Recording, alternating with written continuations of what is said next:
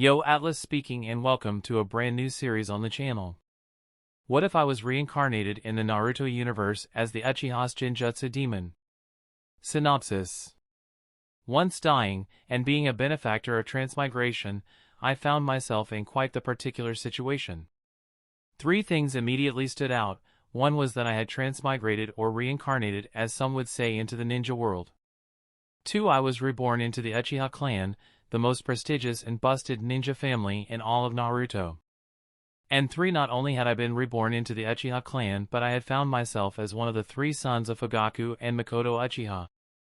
Being a huge Naruto fan made me excited for the prospect of being in such an amazing world, but also scared as I knew exactly what was coming in the future, not just for the Uchiha clan but for the ninja world.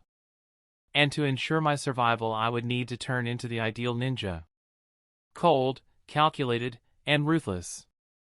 My plan to survive: abuse the shit out of Genjutsu, witness the rise of Yami Uchiha, and his rise to becoming the god of Genjutsu, the Uchiha's Genjutsu Demon.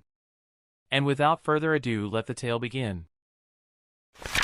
Chapter 1: Into the Naruto World. Snoring could be heard from the bedroom of apartment number 507.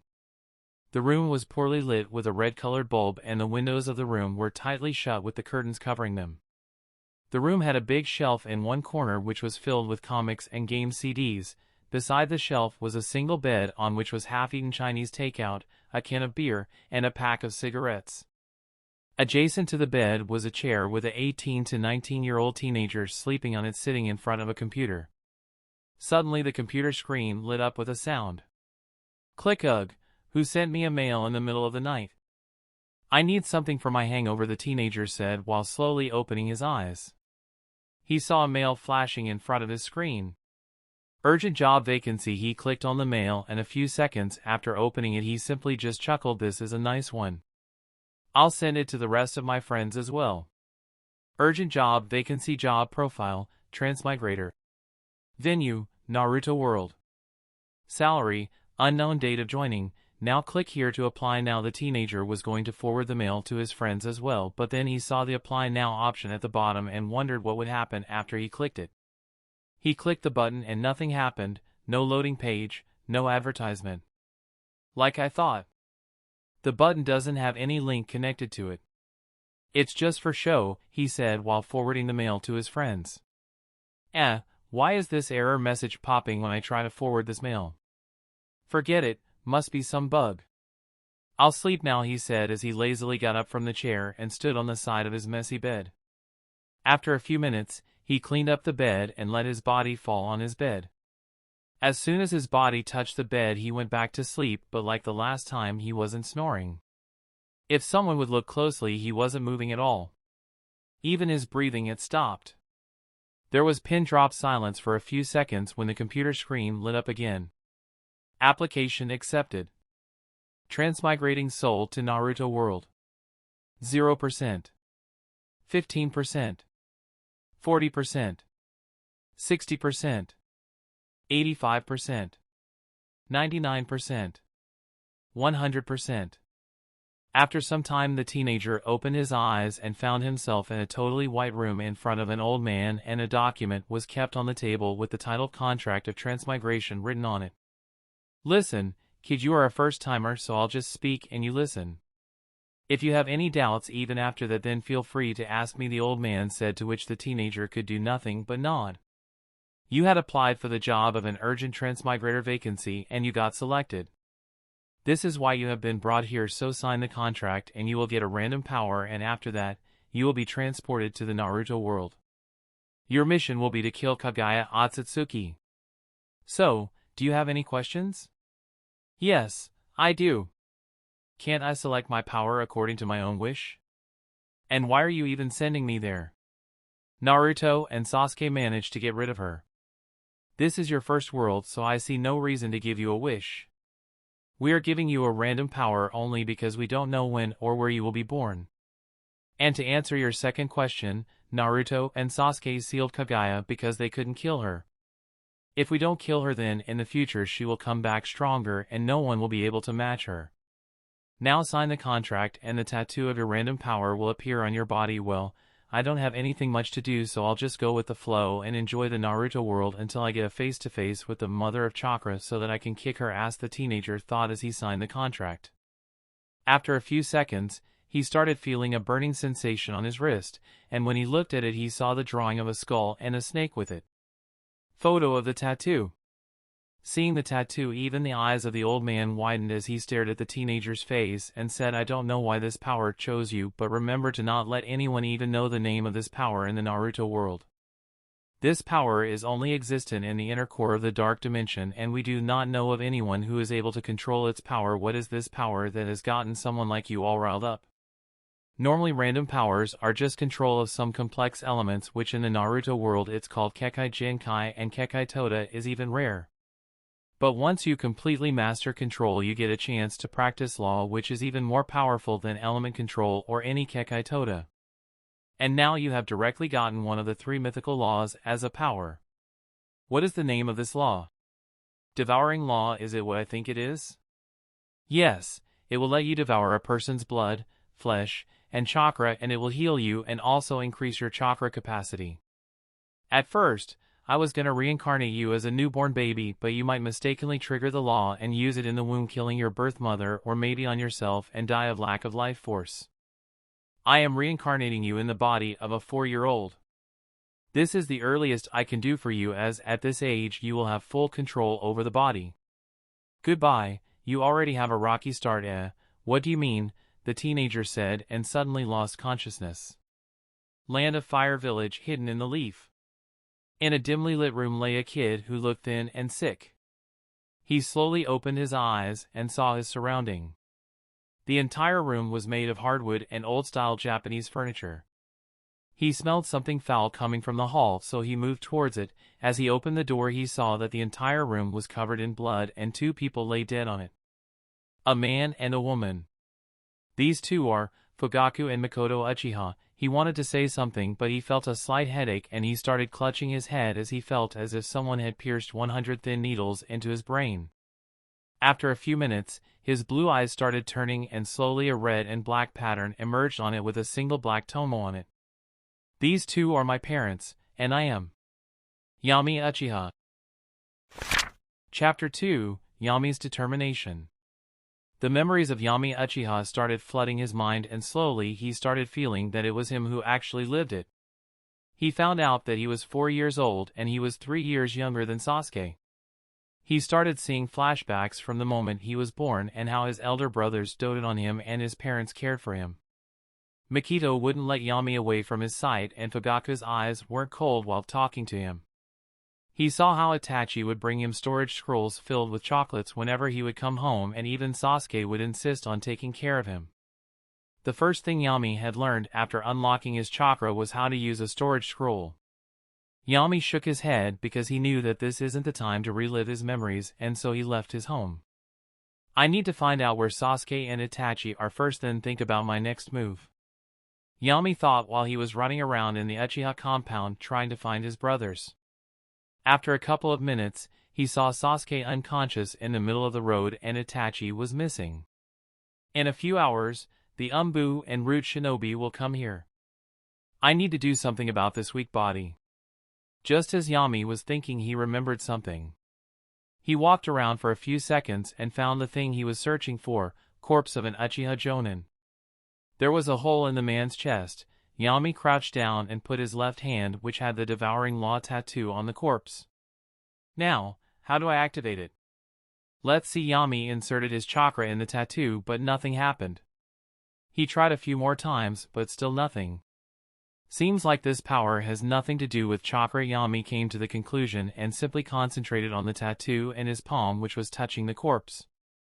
Suddenly he felt a pulling sensation and snakes in the tattoo started rotating around the skull and spread on Yami's fingers, making his entire left hand from the wrist to the tip of his fingers turn black, and when he saw the corpse he could see it drying up with the naked eye.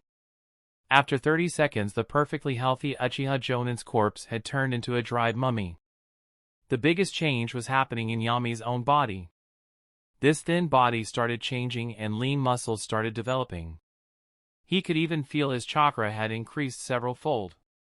He could feel his body bursting with physical strength and chakra. Yami removed his hand from the corpse and stood up, and he saw that the dried corpse collapsed into ash and flew in the air. In a few seconds the entire corpse disappeared, and beside it was standing a 4-year-old with red eyes. His black hand also turned normal and the black snakes went back into the tattoo. Yami felt all this was unreal, but seeing the corpse completely disappearing he knew all of it was real. The realization of seeing so much bloodshed and devouring a corpse had just hit Yami. No matter how many times he had seen such gruesome scenes on his computer, the real thing was much worse. His nose was filled with the smell of blood. No, this isn't the end, and I won't let it be one. Just because of a few greedy Uchiha elders and the schemes of Danzo, I won't let my parents die. I won't let Itachi suffer and die a painful death.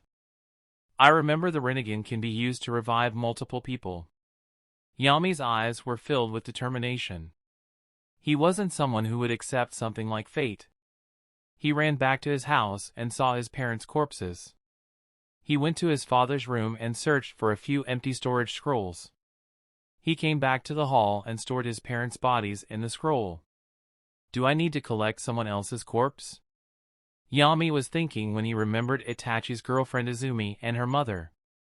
Izumi had lost her father during the Nine Tails attack 7 years ago. She and her mom had visited Yami many times, and after Yami got sick a week ago, Izumi and her mother would check on him every day. Now what do I do with the other Uchihas? Most of them were arrogant and egotistical, which is what brought them to their death. I don't want to bother myself with the likes of someone like them, but I don't want their Sharingans to fall in the hands of Danzo and his rude shinobis. Yami left his home and started going to different houses in the Uchiha compound and plucked out their eyes. For now, I'll keep these eyes. I want to know what happens when I devour them. I don't plan on replacing my eyes with any of these, so no need to put them in a special chemical jar like that snake Orochimaru. Yami stored the eyes in storage scrolls. After going through almost all the houses, he found Izumi's mother Hazuki Uchiha. He put her entire corpse in a scroll with his parents. I remember in the canon Izumi was killed at the steps of Konoha Military Force Headquarters by Obito Uchiha. Yami sprinted in the direction of the headquarters, and there was Izumi lying dead on the steps covered in blood. The sun will come up in 2 hours. I haven't left a single Sharingan for Danzo to find, and now I have to keep these scrolls filled with 4 corpses and multiple eyes safe. I don't think there is any better place than the Naka Shrine. Yami bolted towards the shrine. As one of the sons of the Uchiha clan, the seals to open the Naka Shrine were taught to Yami from an early age. Yami came to where the Naka Shrine was located and performed the hand signs. On the stone slab in front of him, different seals started to appear, with a seal that looked like a Sharingan. The stone slab lifted in the air and Yami entered it. After going in the shrine, he saw a big stone tablet at the end of the shrine hall. There was something inscribed on it, but Yami couldn't read even a single line. On one side of the shrine, there was a row of shelves. He saw that there were different types of jutsus kept there. He looked around for a bit when a group of scrolls caught his attention.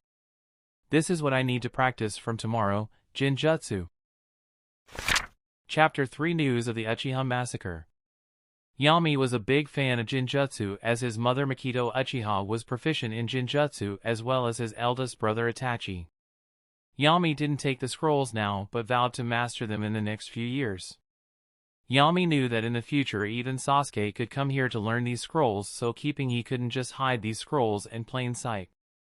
Yami went to a corner of the shrine and dug a small hole with a kunai. He put the scrolls in the hole and covered it up to make it look like normal ground. Now I gotta put the body of a man and a woman where my parents' bodies were, or else those old geezers won't hesitate to say that my parents also helped Itachi massacre the clan. Yami picked up the body of a male Uchiha Jonin and female Uchiha Jonin and laid them down where his parents were. Then he set the hall on fire. He didn't learn fireball jutsu like his brothers, as his medical condition had worsened lately. The fire will attract everyone's attention. Now I do not have any other option than to pretend to fall unconscious like Sasuke. He quickly rushed to where Sasuke was lying in the middle of the road and laid down beside him. Just as he expected, in a few seconds many people entered the Uchiha clan compound. He could sense the chakra of multiple people around him, and after a few seconds, 2 chakra signatures stood in front of him and Sasuke. Both these chakra signatures were Umbu shinobis, and they crouched down and checked both the kid's pulse and physical condition. I know, how did the Umbu not notice Yami isn't unconscious but just acting? He is a fucking trainee doing an internship. They make mistakes. Fucking deal with it and read ahead. Both these kids are alive and well. Seems like overuse of chakra has caused them to fall into this state. Take them both to Konoha Hospital and investigate the matter. I want the perp who massacred the Uchiha clan to be found. Umbu 1 said to Umbu 2. For now we only know that other than these 2 all are dead. Their house is also partially on fire, and there we found burnt remains of a grown-up man and a woman. Umbu 2 replied. Seems like the patriarch of the Uchiha clan and his wife died as well. You leave with these 2 kids and I will give Hokage-sama the report, Umbu 1 said. Right away, sir. Umbu 2 picked up Sasuke and Yami and body flickered in the direction of Konoha Hospital. After entering the hospital, he laid down Sasuke and Yami in different rooms and called for a doctor. The doctor came and tested the brothers while Umbu 2 waited outside the rooms. After a few seconds, the doctor walked towards Umbu 2 with 2 files in hand. How is their condition, doctor? Sasuke Uchiha is mentally and physically exhausted. Seems like he has awoken his Sharingan. The chakra in his brain was haywire, which suggests that he may have been put in a Genjutsu, which gave him immense mental trauma. The doctor said while closing the first file and opening the second. What about his younger brother Yami Uchiha? He seems to be simply tired, and the chakra in his body is stable and healthy. He is a prodigy for sure to have a mid-shunin level chakra at 4 years of age. He was suffering from an illness for the past couple of weeks, but now he is healthy. He will be fine by tomorrow morning. All he needs is rest. The doctor walked away after telling the condition of the Uchiha brothers. Umbu 2 called a 3-man team of Umbu to keep an eye on Sasuke and Yami, as they are the only survivors of the massacre. 5 minutes later, 3 Umbu came to the hospital. The leader of this team had silver hair and a short sword on his back. Team Ro, it's good that you are here. These 2 rooms are the ones you need to protect. In one room is Sasuke Uchiha and in the other is Yami Uchiha. Yami's condition is good, but Sasuke's isn't, so make sure he gets medical attention the instant you detect any problem. Umbu 2 said while Team Ro simply nodded. Umbu 2 left the hospital and Team Ro was waiting for orders from their silver-haired leader. Obito, only 2 members of your clan have been left now. I will watch over them personally if need be. They are almost the same age as I had lost my dad. Itachi, where are you when your brothers need you the most? Kakashi was busy in his own thought, but a cough from his team member brought him back to reality. Tenzo, you go into Sasuke Uchiha's room and I will go into Yami Uchiha's room, and Dog and Cat, you both stay outside the rooms. They all nodded and went to their respective positions. Hokage building. An old man wearing a white cloak and a white hat was standing on top of the Hokage building looking towards the starry sky. Suddenly an Umbu body flickered a few meters behind him and bowed to the old man. This is the complete report, Hokage-sama, Umbu 1 said while passing a scroll towards the 3rd Hokage, Hiruzen Sarutobi. Hiruzen took the scroll and opened it. As he was reading the report from the scroll, he had a painful expression. He simply sighed and signaled the Umbu to go. The Umbu bowed and left the Hokage building. Sensei, I didn't want the Uchiha clan to come to this. I can't believe Danzo ordered Itachi to slaughter his own clan. 2 hours ago Itachi came to me and told me everything, and also to take care of both his brothers. Itachi, my boy, this is the true will of fire. To suffer pain to protect those we care about. To burn yourself to give warmth and light to those closest to you. I promise you to make sure no one directs ill will towards your brothers, Hiruzen said with a pained expression, but no one was there to hear him. The fact that shocked Hiruzen the most was the missing eyes. In the entire Uchiha compound, not a single Sharingan was found. Each and everyone who died had their eyes plucked out. Danzo, I hope you aren't behind this, Hiruzen said while walking back to his office. Root Underground Base. A man with one eye and hand bandaged was sitting on a chair, and in front of him was a scroll kept on the table. A group of people wearing complete black cloak and mask were kneeling around him. While reading the scroll, the man was getting angrier, and suddenly his anger burst out. Bam! What the hell is this? Not a single Sharingan was found? And now the two surviving members of the Uchiha clan will be personally under Hiruzen's care. Damn it, me and Orochimaru and made plans to put those Sharingans to use. We thought we would get hundreds of them to experiment on, but now I have only Shisui Sharingan, which is my right eye. Danzo said while punching the table hard enough to break it. You all go for now, Danzo said while gritting his teeth, and all the people wearing the black cloak body flickered out. My entire plan was for nothing. Orochimaru will never let me hear the end of this. Itachi, you have destroyed my plans, but I will have my revenge soon, Danzo snicked. Chapter 4, Two Brothers, Two Paths. The next day the entire village had found out about the Uchiha massacre, and Itachi was declared the culprit and announced as an S-rank missing shinobi. The streets were bustling with people, but fear and anxiety could be clearly seen in the eyes of people. They knew that the Uchiha clan was one of the most powerful clans, and for such a clan to almost be wiped out in a single night by the eldest son of the patriarch was enough to instill fear among their hearts. Not just the commoners, but also the shinobis were in turmoil.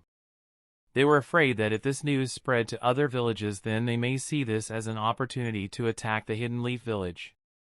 In the Konoha hospital, 2 rooms were heavily guarded by the Umbu. In one of the rooms, a kid with black eyes and spiky black hair with a blue tint. He had hair bangs on both sides of his face. He was looking out of the window and his eyes were cold. Is my brother Yami all right? Sasuke asked while clenching the bedsheet, as he didn't want to hear that even his little brother was dead.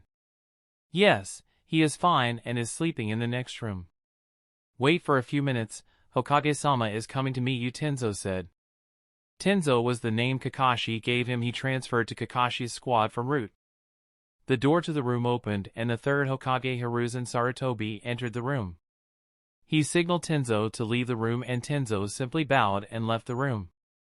Hiruzen walked and sat beside Sasuke's bed. Sasuke, I am really sorry for what you had to go through yesterday. We didn't find out about the massacre until after it happened. I have already sent 3 squads of Jonin to search for him. Hiruzen in a grandfatherly voice. Thank you, Lord Hokage. I can't believe that Itachi could do this, Sasuke said with a pained expression. The words that Itachi said while leading were still echoing in his mind. You are not worth killing, Sasuke. For now you take rest and I will go and meet your brother Yami. Hiruzen said, and Sasuke wanted to say something but he stopped himself and just nodded. Hiruzen left the room and went to Yami's room. I will become strong enough and kill you, Itachi, no matter what I have to do. Sasuke had decided on the goal of his life. In the next room, Hiruzen was standing beside Kakashi and Yami was sleeping peacefully on the bed. Hiruzen went close to Yami and frowned. I heard he was sick for the past few weeks, but now that I look at him personally, his body is well refined and just like the report said, he has mid-Chunin level chakra. He is stronger than Sasuke even when he is 3 years younger. Fugaku and Mikoto sure gave birth to prodigies and each one is better than the other. Hiruzen sighed and was about to leave when something caught his eye. What is this tattoo on his wrist? I don't sense any chakra from it, but it feels different. Hiruzen thought. Is something the matter, Hokage-sama? Kakashi asked. It's nothing, Kakashi. I'll be on my way, Hokage said.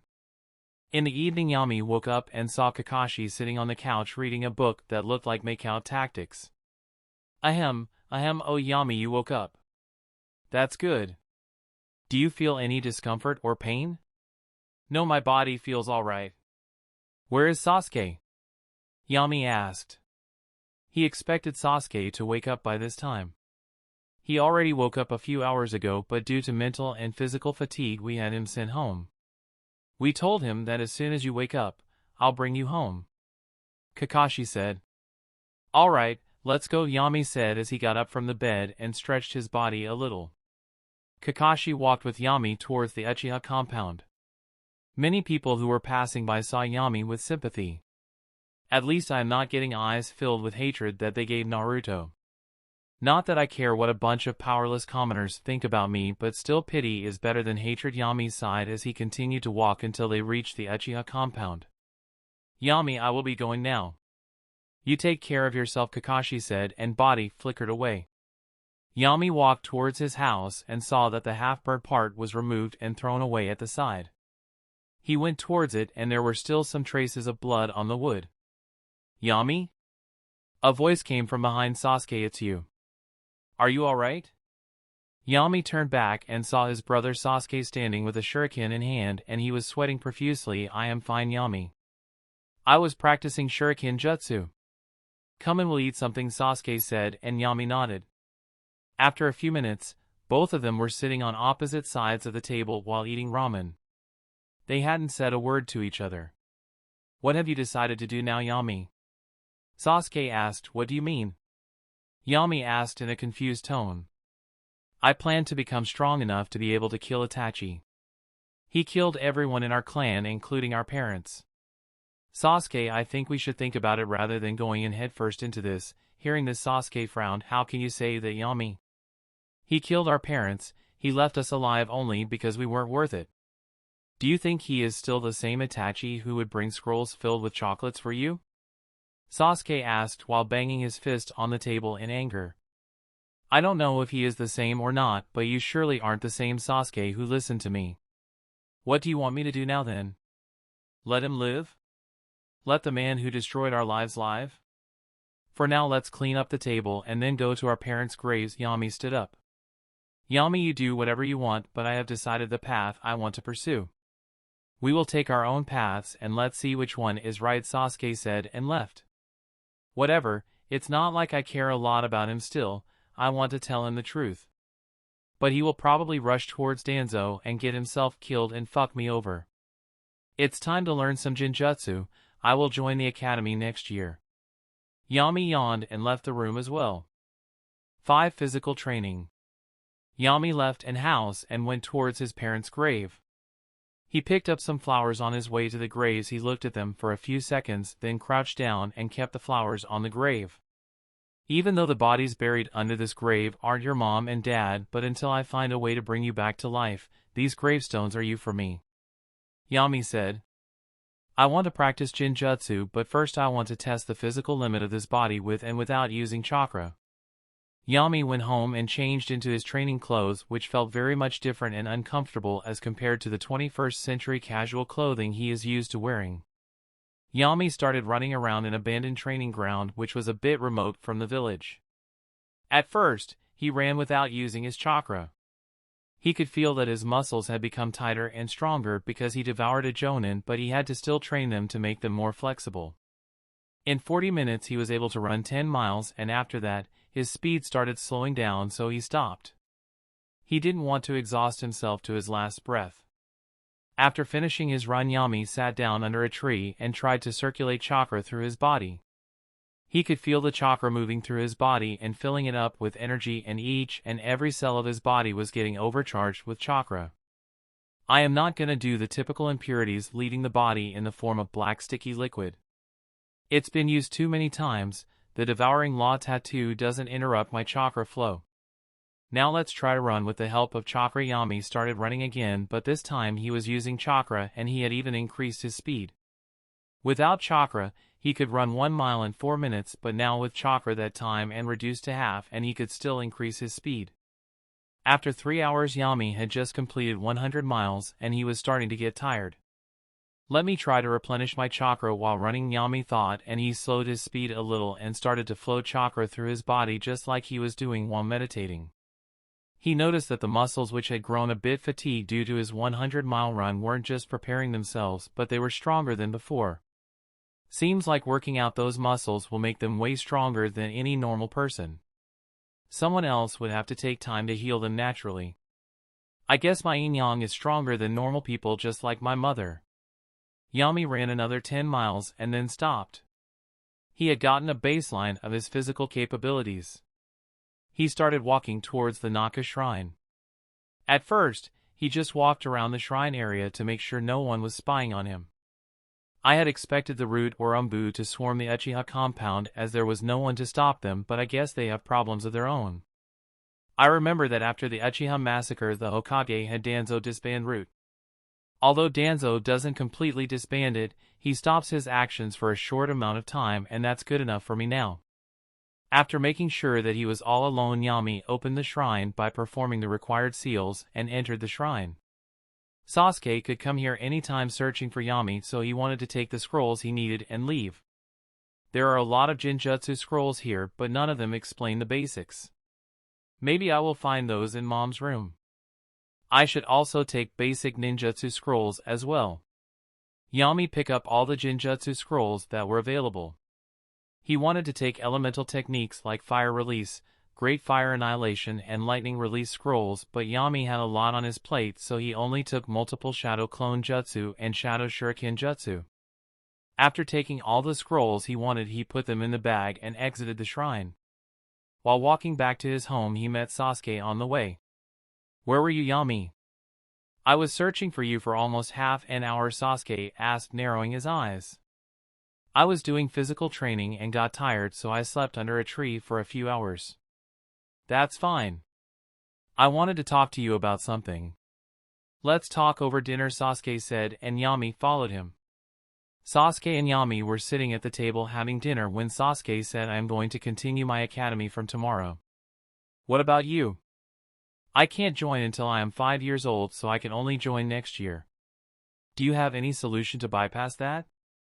"Actually, as the current head of the Uchiha, I was called to the Hokage mansion where we discussed some matters. Mom and Dad would always say that your potential is more than me and Itachi, so I asked Hokage-sama if you can join my class." "Oh, crap, am I going to have to attend the academy too?" Yami thought, as he wanted Sasuke to spend the whole day in the academy so that he can practice jutsus here in peace. He rejected my request, saying that minimum age is 5 years old and he can't make an exception as it is for your own good.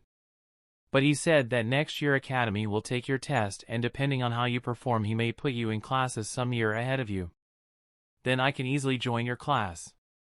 That's a good thing, Yami said. He was happy enough to have a year to himself. With your talent, I want you to go in class even ahead of me. I believe in you, Yami. In the world of shinobi, age is just a number. Sasuke said while trying to behave like Fugaku. He had the responsibility of being the patriarch of the Uchiha clan seriously. Then be ready to bite the dust, Sasuke. Yami chuckled while his blue eyes rotated and a single Tomo Sharingan, to which Sasuke was shocked for a second, but he smiled as well, turning on his own Sharingan. Chapter 6, Kekkai Genkai. Just like I thought, you had awakened your Sharingan, Yami. How about we make a deal, Yami? Sasuke said while a small smile was creeping up his face. What kind of deal are you talking about? Yami asked with a confused expression. We both will practice separately every day, whatever it may be, but, at the end of the day, we will spar with each other in taijutsu and kenjutsu. We will use our Sharingan as well while fighting the whole time, so we get used to it. We aren't genin yet, so let's hold off on using a real sword and use a wooden sword. Sasuke said, eagerly waiting for an answer. This isn't like the stubborn and idiot Sasuke that I have seen in the anime. Seems like having a younger brother kept him sane. Having some to protect really brings out a different side of people. Yami thought as he expected Sasuke to become a lone wolf who is all bark and no bite, but things seem to have taken a good turn because of Yami's presence. Come on, Yami, what is so much to think about? It will be good for both of us. As a bonus, tomorrow after I come to school I will teach you Fireball Jutsu, which Dad couldn't teach you because you were sick, Sasuke offered. Fine, I agree, deal. Yami and Sasuke fist bumped and sealed the deal. After talking about some other things, both of them did the household chores and went back to their rooms, which were located on opposite ends of the mansion. Between their rooms were their parents' room and Itachi's room. Yami, instead of going to his own room, went to his parents' room. In their room, Yami found some basic Genjutsu and meditation scrolls. These scrolls belonged to his mom, who was a master in Genjutsu. His dad had the basic scrolls kept in the room as he was the patriarch and had complete access to the shrine, so he preferred to keep important scrolls over there. After that, Yami went to Itachi's room. Itachi's room was simple and it contained nothing but training gear and a broken frame that had the family photo when Yami was born. Yami looked at the photo for a few seconds and suddenly a drop of water fell on the photo. Huh? Did I just shed a tear for a family that I have known only for 24 hours? Seems like living the memories of this body has made me attached. But not attached enough to go out of my way to establish the clan and other bullshit. The most I can do is try to reincarnate you, Yami said as his cold demeanor came back. Yami found a few taijutsu scrolls and also the scroll for body flicker jutsu. He found training weights like the ones Rock Lee wears, but these seemed so heavy that he could hardly lift them. These must be heavier than the ones Rock Lee wears, and judging by the condition they have never been worn before. Seems like these weights were too much for even Itachi. Yami chuckled at this thought. He expected to find a sword in Itachi's room, but there weren't any. So put the weights in a scroll and brought everything to his room. He took a shower and sat on his bed, and he was surrounded by scrolls. Let's check my chakra affinity using chakra paper I found in Mom's drawer. Last year, when they checked my affinity, it was Yin, Yang, and Fire, with Yin being the strongest and Fire being the weakest. Yami took out a chakra paper from his mom's scroll and inserted chakra into it. The paper was split into 4 parts, one burned to a crisp, one wrinkled, and one was cut. The last part remained as it is, but then the tattoo on his wrist started acting up. The snakes which were on the side of the skull bore their fangs and rotated around the skull. As this was happening, the last part of the chakra paper, which showed no effect, started corroding and slowly corroded the entire chakra paper, including the other sides which were wrinkled and cut due to lightning and wind chakra. What the heck? Why did the devouring law act up without me doing anything? Seems like I have to use it sometimes to get it fully under my control. Now the affinities I have are Yin Yang, Fire, Lightning, and Wind. While almost all of them are offensive type affinities except Yang, which is used for medical ninjutsu. Yami thought as he was about to pick up a scroll, but suddenly his hand froze and he realized something. Fire and Wind? This means I can use Scorch Release Kekai Genkai, Yami shouted. He had seen Pakure use Scorch Release, so he knew how powerful it was. After thinking for a few minutes, Yami decided that he will practice Scorch Release but won't use it in public unless it's a life and death situation. He still was adamant about mastering Genjutsu because he knew that imagination is the limit when it comes to Genjutsu, and he had a feeling that if he uses Devouring Law as well, then things could become really interesting. Yami picked up a basic Genjutsu scroll and started to read it. After a few minutes, he closed the scroll and sighed. The Genjutsu depends on how strong my Yin is compared to the mental strength of my opponent. And if my opponent is able to inflict pain on himself, then he will be completely released from the Genjutsu. I also need to meditate a lot to build up my mental strength. First I'll learn Shadow Clone Jutsu so that a clone of mine can stay here the whole day to meditate. My other problem is I need someone to test my Genjutsu on from time to time. I don't want to use it on Sasuke. Yami thought for a few seconds and then he remembered something. I am not strong enough to play with root shinobis, but I think I can become strong enough in a month to play with Naruto's favorite Mizuki-sensei. Yami had an evil smile on his face. Chapter 7, Danzo and Orochimaru's Meeting. Yami knew that Mizuki wasn't strong in body or mind, so he will be an easy experimental subject in the future. Or the other option would be to talk to someone who is good at Genjutsu like Kurenai, but she could tell Hiruzen how good Yami's Genjutsu is. Didn't Kurenai have a student who was too good in Genjutsu that she had put the whole village in one? I think her name was Yakumo Kurama. I'll keep Kurenai as the last option. Hopefully, it doesn't come to it, Yami thought as he picked up the scroll for multiple shadow clone jutsu. After reading the scroll, he performed the seals to create a shadow clone, but the clone looked as pale as a ghost and it couldn't even walk properly. Yami tried again and again, and on the 4th try, he was able to create a perfect clone of himself.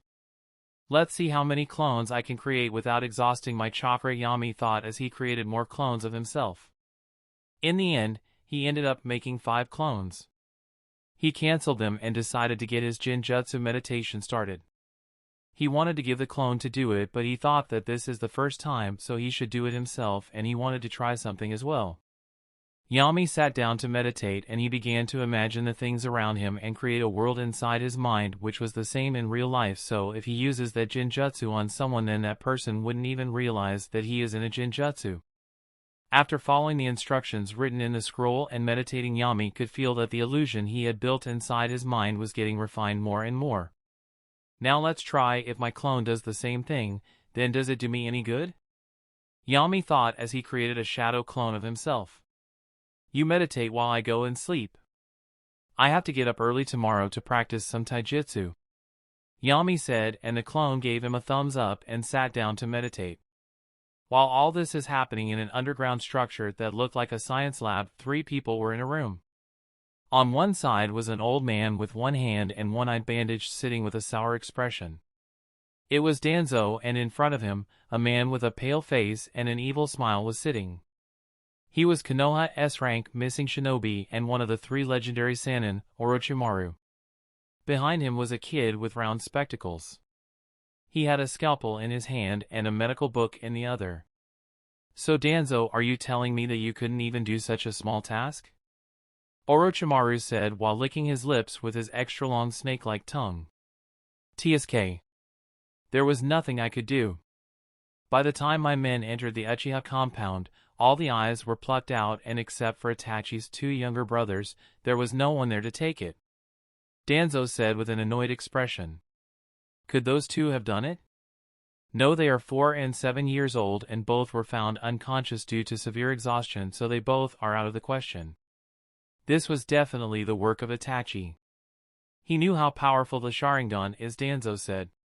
So now you will have to capture the boy? Orochimaru asked. He had already started imagining Yami and Sasuke on his operating table. No. Hiruzen has told me to disband the root, but I have convinced him that root will only be used for intelligence gathering purposes. If he finds out that I made any move, then he won't disband root but take it for himself. The elder one, Sasuke, will probably continue academy in a few days, so I can keep an eye on him, but the younger one doesn't leave the Uchiha compound much, so it's hard to keep an eye on him. All I hear are excuses, Danzo, but not one solution. Such a big thing like a massacre happened and you couldn't get a single thing out of it. Seems like giving you those Hashirama cells turned out to be a waste. Orochimaru, you seem to have a death wish. Danzo was getting irritated by the constant taunting that Orochimaru had going on. Hee hee, you're welcome to try. Orochimaru said with a provoked gaze. Before Danzo could reply, the kid from behind Orochimaru came forward and said, Master Orochimaru, let's not dwell in the past and think about what to do in the future.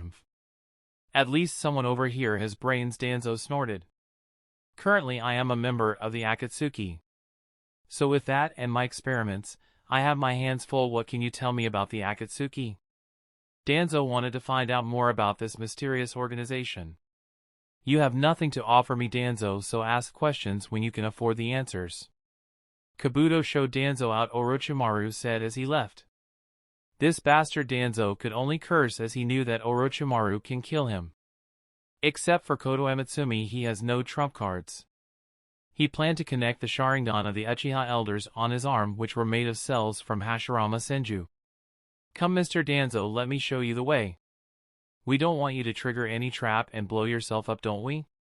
Kabuto said with a sly smile on his face. I need to inform Master Sasori about this. If Itachi really has all the Sharingans in his possession, then it will prove as a good upgrade to Master Sasori's puppets, Kabuto thought. Kabuto was a spy for Sasori, and Sasori mind-controlled Kabuto using a special technique. Konoha Village Uchiha Compound. The next morning, as the sun rose up, a room in the Uchiha compound, Yami's room, which was completely dark, lit up. While on the bed Yami was sleeping, on the side a clone of his was still meditating. Yami woke up from his sleep, rubbing his blue eyes, and looked at the clone, who had opened his eyes as well, but instead of blue eyes there was a single Tomo Sharingan. Don't disperse yet. I don't want a headache as soon as I wake up, Yami said, and the clone nodded. Chapter 8, Typical Training Routine. Yami took a shower and had instant ramen while he could hear voices of something getting stabbed. Is Sasuke practicing shuriken again? Yami thought as he exited his room and walked outside his house to see Sasuke throwing multiple shurikens on targets marked on trees. Sasuke saw Yami walking outside and stopped his practice. "I see you are up already. I am going to the academy in half an hour and we'll have our spar after lunch," Sasuke said. "I feel like eating barbecue today, so I'll wait outside your academy. We can have lunch together at Yakiniku Q. Okay, sounds good. Come by 1 p.m. then," Sasuke said while Yami nodded and returned to his room. "I hope Sakura and Ino don't bother him as they do to me," Sasuke thought.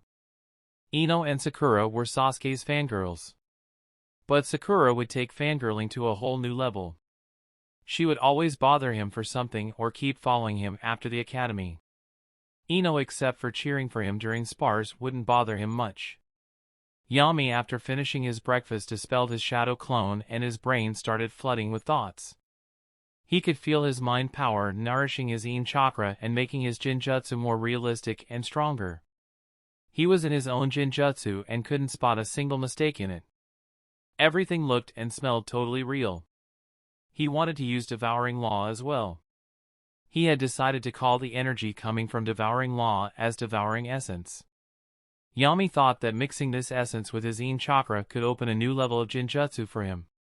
But yesterday's chakra paper test had proven that he doesn't have complete control over the essence, so Yami decided to first obtain full control over the essence and then combine the essence and Yin chakra. "Now which Genjutsu technique should I start with?" Yami said while looking at the Genjutsu scrolls obtained from his mom. The scrolls which he brought from the shrine were too advanced for him. Even though he could perform it because of his exceptionally strong Yin chakra, it could take a heavy toll on his mind as he is only 4 years old. After going through some scrolls, he decided on the technique that he wanted to master first. Demonic Illusion, False Surrounding Technique. He had decided on this technique because it just changes the appearance of an object. So he could practice this technique on random people, making them believe that water is juice or fish is beef or a stick is a sword. He didn't need to expend too much of his Yin chakra to do this technique, which makes it easy to cast multiple times in a short period. Yami read the scroll for an hour and even practiced it a few times to make them feel, smell, and weigh identical. "I will use this Genjutsu on Sasuke today. Let's see if he notices. Now I think this is enough for Genjutsu practice. I'll create a clone to meditate and strengthen my Yin chakra while I will do some physical training. Let's try those weights that I found in Itachi's room."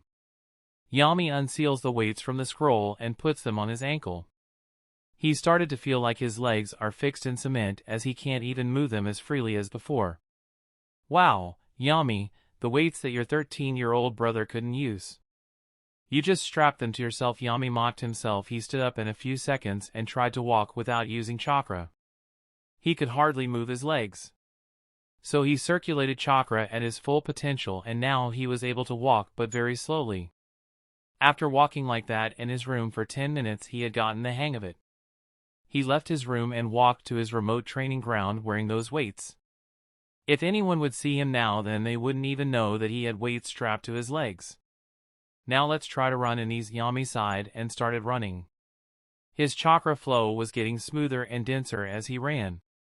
His father had told him that very few people have denser chakra, as it is very rare, and the denser the chakra, more enhanced the element it is used with, and the more energy it provided to the cells of the body. He had run 8 miles and it had already been more than an hour and Yami was breathing heavily. He sat down under a tree and started meditating, and his chakra, which was a very light shade of blue, started becoming a bit bluer. Like when he was running, his chakra was getting denser, but now the chakra that was being molded in his body was denser from the start. The quantity of chakra increasing was a common thing in the anime, but the quality of chakra increasing is something new even for me, Yami said as he circulated the dense chakra through his body, and his cells were brimming with such power that he felt that the weights worn on his ankles had become 40% lighter instantly. Yami continued to practice his physical training like he did every day. Due to the weights, it took time for him to adjust, but eventually he did it. He trained his physical prowess till 12:30 p.m. and then stopped it. He walked home wearing those weights. He had to infuse only a little amount of chakra to walk normally now. He felt that the day when he can walk without infusing chakra in his legs isn't far away. After 20 minutes he exited the Uchiha compound. He was walking towards the academy. He had worn a gray full-sleeve t-shirt and black baggy pants which overlapped over the weights and black shinobi sandals as footwear. His gray t-shirt had the Uchiha symbol on the back. Many people were looking at him not just because he is an Uchiha but because those blue eyes of his were like a clear sky reflected on a peaceful surface of water. The shinobis who saw this knew that when those eyes turn red then there is nothing peaceful about it. Yami reached the gate of the ninja academy and saw that kids had already started leaving and many parents were standing outside the gate. Yami looked towards the coming children for a few seconds and then saw his brother coming out. There he is. Oh, he has the whole gang behind following him. Yami smiled. Chapter 9 Meeting the Gang. Yami was standing by the academy gates when he saw Sasuke and his classmates walk behind him. Sakura was trying to talk to Sasuke and a yellow-haired monkey in an orange outfit was following them screaming at Sasuke about something. Behind him were the Ina Shikacho Jr. trio walking leisurely with Shikamaru and Ino talking to each other and Choji munching on a packet of chips. While talking, Shikamaru noticed Yami at the gate as he had never seen the blue-eyed kid in the village. Sasuke walked and stood in front of Yami and said, "Should we go to Yakiniku-Q or Ichiraku Ramen?" The ramen there is pretty famous. Seeing Sasuke take initiative to talk to someone and that too in such a friendly tone shocked Sakura and Naruto as well as the trio walking behind them. "We have been eating ramen for the past 2 days so I want to eat something different," Yami said while turning around in the direction of Yakiniku-Q restaurant. Sasuke was about to walk with Yami when Sakura asked the question others wanted to as well. "Sasuke, who is this boy? I have never seen him in the village." Ino's and Shikamaru's ears perked as well. "He is my younger brother," Sasuke replied as he joined Yami and continued walking. "Huh? I didn't know that Sasuke that a younger brother," Naruto said, to which Sakura nodded. "Let's go to Yakiniku-Q for barbecue as well." "I am hungry," Choji said. "But you are eating chips," Shikamaru retorted. "Come on, Shikamaru," Ino said, pulling Shikamaru's arm while her eyes were fixated on Yami's back. Yami's blue eyes had already caught Ino's attention, but knowing that he is Sasuke's brother interested her even more. "I got my allowance today, so I am going to eat a lot of barbecue," Naruto said, jumping around and followed his friends. The group of 7 kids reached Yakiniku-Q. They got seated and ordered barbecue. They were all seated together at the same table. Ino was sitting exactly in front of Yami and staring at him, which made Yami a bit uncomfortable. "Hi, I am Ino and I am in the same class as Sasuke." Ino introduced herself. "I am Yami." Yami nodded and said with a small smile which made Ino blush a little.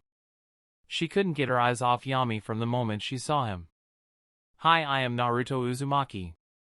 Sasuke may have won today's spar, but I will defeat him next time. I am going to become Hokage," Naruto said while standing and putting on a fierce expression, but due to his whiskers it looked funny rather than fierce. "Shut up, you idiot!" Sakura punched his head with a fist which made Naruto sit back down, rubbing his head. "I am sorry for this idiot. He keeps on blabbering stuff like this," Sakura said while giving a death stare to Naruto, who got timider, seeing that Yami was more amused. Yami was about to respond, but the food arrived. After that everyone got busy barbecuing and eating it. Naruto and Choji were busy eating as if this was the last time they will ever have food. Sakura was stealing glances at Sasuke and Ino was sneaking glances at Yami. Seems like Ino was never so close to Sasuke as the anime had depicted. She is a way better choice than Sakura, that's for sure, Yami thought while eating. After half an hour, everyone finished their meal and were leaving in the direction of their own houses. They said goodbye to each other and left. Sasuke and Yami reached the Uchiha compound when Sasuke asked, "Shall we start our spar right away?" To which Yami replied, "Yup, I can't wait to kick your ass, brother, keep on dreaming." "Let's go," Sasuke said while running towards the training ground. Yami also ran behind him and after a couple of seconds, both of them were on the training ground. They had decided to fight first using simple taijutsu. "Yami, even though you haven't been taught any taijutsu, watch me with your Sharingan while I fight you and try to copy it and even counter it," Sasuke said while putting on fingerless gloves. I am already wearing those weights and the chakra needed to walk and run while they are on has reduced a lot. But still copying and countering a taijutsu style while wearing all that weight is gonna be a pain in the ass, Yami thought as he felt he was trying to bite off more than he can chew. Yami gave a deadpan expression to Sasuke. Don't give me that look. I know you want to concentrate on Genjutsu and Kenjutsu, but father always used to say that your potential is way higher than anyone he had ever seen, including his other two sons. So don't sell yourself short and come at me, Sasuke said, and Yami rushed towards him. Both of them activated their Sharingan. Yami threw a kick towards Sasuke's stomach, which he deflected with his hand. Sasuke threw a punch with his left hand towards Yami's chest, and Yami crossed both his arms together and blocked the punch. He thought he would feel pain, but it never came. Seems like my body has strengthened to a great extent. Yami felt relieved. Yami moved close to Sasuke to punch his face, and just as the punch was about to connect, but suddenly Sasuke's speed almost doubled and he dodged the punch and threw one of his own. Yami deflected the punch, but it was so fast that his Sharingan couldn't see it clearly. After I awakened my Sharingan, I have never trained it, so it seems I need some practice to get used to it, Yami thought as he saw a barrage of punches coming his way. He crossed his arms and kept taking the punches, and after 6 to 7 of them, he was able to see a punch come towards him in a speed which he could react in, and Yami dodged the punch. Sasuke was shocked for a second, but he continued sending punches and also added a few kicks in the mix. Yami, who was just taking those attacks, now started to effectively dodge in, and 7 seconds later he dodged a punch and countered it with a kick to the side of the knee, and that made Sasuke lose his balance and stumble a little. Yami took advantage of this and punched Sasuke on his left cheek, making Sasuke roll and fall to the side. Sasuke was sitting on the ground and a thin line of blood was coming from his mouth. He wiped that blood with his sleeve and a smile crept on his face as he said, "What took me 1 year to achieve, you did it in a single spar. You truly are a monster." Chapter 10 Demonic Illusion Genjutsu. There are still 9 months left for you to give the Academy Assessment exam. If we practice like this every day, you will definitely be able to join the class a year senior to me, Sasuke said while removing his fingerless gloves. Both of their Sharingan was still activated. Yami walked towards his bag and took out 2 bottles of orange juice. He sat down beside Sasuke and passed him 1 bottle. Sasuke drank a sip and said, "Where did you get this drink from?" "It's really good, I made it at home, Sasuke. I needed something healthy to re-energize my body after a spar," Yami said as he took a few sips from his own bottle. Yami then took out 2 sandwiches from his bag and gave one to Sasuke. Sasuke, with a juice bottle in one hand and a sandwich in his other, looked at Yami. "We just ate barbecue, but sparring made me have an appetite," Sasuke said, and as he was about to take a bite out of the sandwich, Yami held his hand tight. "What are you doing, Yami?" Sasuke asked in a confused tone. He didn't understand why his brother, who had just given him a sandwich, would stop him when he was about to eat. "What are you eating and drinking?" Yami asked in a serious tone, and Sasuke looked back towards his hand and he was shocked. The juice bottle from which he just drank became a bottle of water, and the sandwich he was about to eat became 3 shurikens stacked on top of each other. Sasuke couldn't understand what happened to him, as he could swear what he drank was pure orange juice, and the sandwich that Yami gave him felt and smelled like a real sandwich. He looked toward Yami for an explanation, whose serious expression had turned into a smirk that made Sasuke realize something. Demonic illusion, false surroundings technique. "Isn't it good?" Yami said with a smirk on his face. "When did you put me in a Genjutsu?" "When you took that punch from me. It disoriented you for a second and we had eye contact before you fell down on the ground. Mom had taught me the basics of how to realize when you were in a Genjutsu and how to get out of it. Even with her, I could feel a little different when I was in a Genjutsu, but today the one you used was flawless," Sasuke said, and he turned off his Sharingan, and so did Yami. "It's because my Ine is way stronger than her, and against me, you had your guard down. I am going to go and practice another Genjutsu. I'll see you at 6 in the evening. We'll practice Kenjutsu," Yami said, and he was about to leave when Sasuke stopped him. "Before that, I will teach you Fireball Jutsu." Let's go by the lake when Dad taught me, Sasuke said as he got up and signaled Yami to follow him. Yami shrugged and followed Sasuke to the lake. After a couple of minutes, both of them were standing on a wooden platform, and in front of them was a serene lake. Now observe with you, Sharingan, Sasuke said, and make some seals and spew a 5-meter diameter big fireball, even evaporating the surface water. He then looked at Yami thinking that he will get an expression of awe, but all he got was a normal thumbs up. Does he think it's easy to create a fireball this size? Now when he performs it, he will understand, Sasuke thought. He wanted Yami to try himself and realize how difficult it was for an academy student to create a fireball of 5 meters. Yami, who was standing behind Sasuke, walked in front of him and performed the seals and took a big breath it and spew in fireball. The size of the fireball kept increasing and reached the size of 20 meters. Sasuke was shocked to see the fireball, and it had evaporated half of the lake. He had never seen such a big fireball. Even his father had shown him a fireball, and it was 12 meters in diameter. The thing that surprised Sasuke the most wasn't the size of the fireball, but the temperature. When he or his father had used the fireball and the fire would touch the ground, only the grass would burn and some soil would get burnt black on the surface. But when Yami's fireball touched the ground, it didn't just burn, the small rocks turned red and some even melted. The temperature of his fire melted rocks. This can only be obtained when the chakra is concentrated. But how is his chakra that dense? To do it, Dad told me to hold chakra in my mouth for a few seconds and keep pouring more chakra and keep condensing it and then spew it as a normal fireball. That's when you get a fireball hot enough to turn stones red. But Yami did nothing like that, and his fire melted stones. Seems like he inherently has dense chakra. Dad wasn't joking when he said Yami's potential is monstrous compared to anyone else he has ever seen. Sasuke sighed as he realized in front of his little brother he was no prodigy. Sasuke and Yami went back to their own rooms to continue their daily routine. And on the other side of the village, 2 people with ponytails were sitting in the garden outside their house playing shogi. What's bothering you today?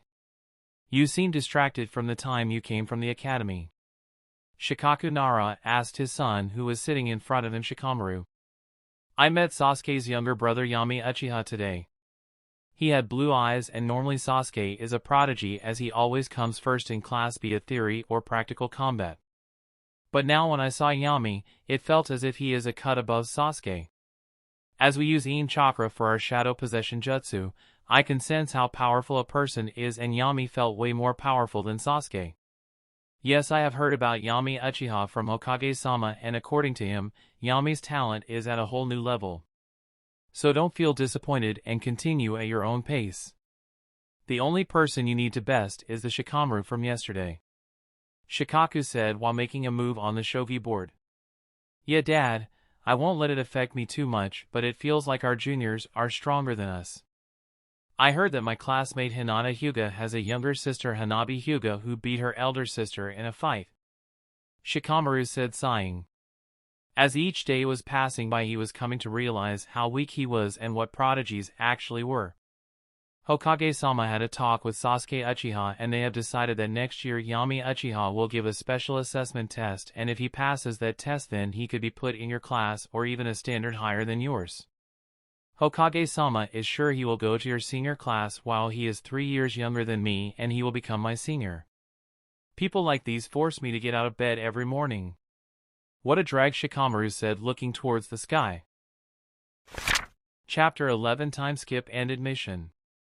From that day onwards, Yami started his training in all aspects of combat, especially Genjutsu and Kenjutsu. He had made a habit to keep those weights on. And it has been almost 9 months since he wore those weights. He doesn't even feel them much anymore. Yami had some progress in controlling the devouring law by devouring a few trees and animals. Although it didn't give him any significant strength, it increased Yami's control of the essence of devouring law by a lot. Yami tried to learn Scorch style, but he couldn't integrate fire and wind elements together. He decided that he would try it again after a few months, as he needed to perfect his chakra control. For a couple of months, he has used the leaf sticking exercise and walking on water and trees exercise to increase his chakra control. As for Genjutsu, Yami is confident that his Genjutsu can trap anyone below the level of an elite Jonin. Genins and Chunins wouldn't even realize that they are in a Genjutsu unless Yami tells them. While walking around in the village, he would put some people into harmless Genjutsus. Combat Genjutsus like demonic illusions, Hell's Vine or Nightmare, and some more were only used on Sasuke, who was slowly building up resilience against Yami's Genjutsus, but Yami knew that if he truly wants to trap Sasuke in a Genjutsu, then Sasuke would be completely helpless. The most improvement which Yami had was in Taijutsu and Kenjutsu. Uchiha Taijutsu wasn't based on pure physical strength. It was a combination of deflecting, evading, and striking at vital points. Uchiha Taijutsu emphasized always going for the kill. Uchiha clan members weren't someone you could expect mercy from. Yami hadn't used a real sword until now. The Kenjutsu scrolls that were in the Naka shrine emphasized practicing with a heavy blunt wooden sword. There was only one elder in the Uchiha clan with wind chakra nature, which is why there were only 2 scrolls of Kenjutsu with wind chakra. The scroll taught Yami to cover his wooden sword with wind chakra and cut rocks. Yami remembered Asuma showed how to make wind chakra sharp, so Yami tried it, but as the sword wasn't made of chakra conducting metal but wood, it took a lot of time and perfect chakra control. A few days ago Yami had managed to cut a huge boulder cleanly from the middle with a wooden sword. Konoha Academy. 2 kids were walking in the direction of the Konoha Academy. Both had the same height and jet black hair. One had black eyes while the other one had blue eyes. The one with the black eyes wore a full-sleeve blue t-shirt and gray half pants. He had bandages below his knees and shinobi sandals as footwear. The blue-eyed kid had below shoulder-length black hair, and he wore a loose full-sleeve purple t-shirt and baggy black pants and shoes as footwear. Both the kids had a cold temperament, and on the back of their t-shirts there was a logo of a fan which everyone recognized as the logo of the Uchiha clan. Look, these are the 2 survivors of the Uchiha clan. They look so handsome even at such a young age. A woman said to a girl with her. Kaya, they look so cool. If they weren't so smaller than me I would have asked one of them out, the girl said with stars in her eyes. After a few minutes, both boys reached the academy and saw many kids along with their parents standing at the entrance. 2 people wearing flak jackets came out of the academy and said all the children who want to attend the assessment exam come in and form a line. Parents wait outside the gate, Hokage-sama will be here in no time. The flak jacket indicated that they were Chunin shinobi, so everyone followed their instructions and the children and parents were separated. Sasuke, being a student of the academy, entered with Yami and went to his class. You are already stronger than me, so you better get a class ahead of me. I don't want to become second ranked in my class, Sasuke snickered as if he was jealous of Yami, but in reality, he was very proud of his younger brother. In the past months, he had started seeing himself as his guardian, as he knew how much his mother would take care of Yami. After saying goodbye, Sasuke left and Yami joined a line. All the other students around him were elder than him but were of the same height, but still, he attracted looks from many girls and jealous glares from many boys. In a few seconds, an old man in a white cloak stood on top of a podium that was built to welcome new students. The 3rd Hokage would come to the academy and talk about the Will of Fire with the children. He started his speech, which Yami felt was very boring as he stuffed 2 cotton balls in his ears. The speech was finished after 15 minutes and Yami could see that the children were pumped up. Before leaving, Hiruzen took a look at all the kids, and the only 2 kids attracted his attention. One was the youngest daughter of the Hyuga patriarch and the other one was the monster which he had met last year. In the past months, Hiruzen had seen Yami through his peeping globe and he was astonished to see the aura that the kid emitted. He sighed as no one from his clan was anywhere near these prodigies and Hiruzen left the academy. The kids started registering for their assessment tests one by one. After 5 minutes, as Yami approached the man on the desk taking the registration, he said his name, and instead of writing the name, the man looked behind towards another man standing in a flak jacket and signaled him, pointing toward Yami. The man came in front of Yami and said, Yami Uchiha, as per Hokage-sama's instructions, your assessment will be conducted behind the academy. Please follow me. The man bowed as he said those words, to which Yami nodded. Chapter 12 Class Assessment. Yami followed the Chunin through the academy and they reached the back of the academy where 3 chairs were kept side by side and 2 kids were standing by the side. So there will be 3 examiners for the assessment. And these 2 have the Konoha headband but no flak jacket, which means they are just Chunin. Just as Yami was thinking, he heard footsteps coming from behind him. He turned back and saw 2 men and 1 woman walking towards him. One man had a cut on his nose while the other man had neck-length blue hair. The woman was an exceptional beauty with black hair and red eyes. She wore a red dress and her hands and upper thighs were covered in bandages. Yami recognized the 3 people. They were Irika, Mizuki, and Kurenai. Seeing the first 2, Yami wasn't surprised as these 2 were teachers at the academy, but seeing Kurenai made Yami narrow his eyes, which Kurenai noticed, and she thought, children either look at me with awe and admiration because of me being a jonin or with lovely dovey eyes because of my beauty, but this kid is narrowing his eyes at me as if he wants to know why am I here? Hokage-sama told me that this kid has extremely powerful yin chakra, that's why I came here, and instead of asking me to teach you, you're glaring at me, young man? Kurenai expected Yami to try to impress her and ask her for pointers in Genjutsu. Currently, the best shinobi in Genjutsu is none other than Kurenai Yuhi. Yami didn't like the fact that the village knew about his powerful yin chakra. I guess now I can't hide it and should maintain the fact that my main strength is Genjutsu. Yami sighed. Kurenai sat in the middle while Mizuki and Irika sat by her side. Irika looked at Yami from top to bottom and said, Hokage-sama has ordered us to take an assessment test of yours and decide which class to put you in. Even though you are just 5 years old, this village has seen prodigies like Kakashi Hatake and Lord Fourth who achieved many feats at a very young age. I am Irika and he is Mizuki. We are both Chunin and teach at the academy. And this is Kurenai Yuhi, a jonin of this village.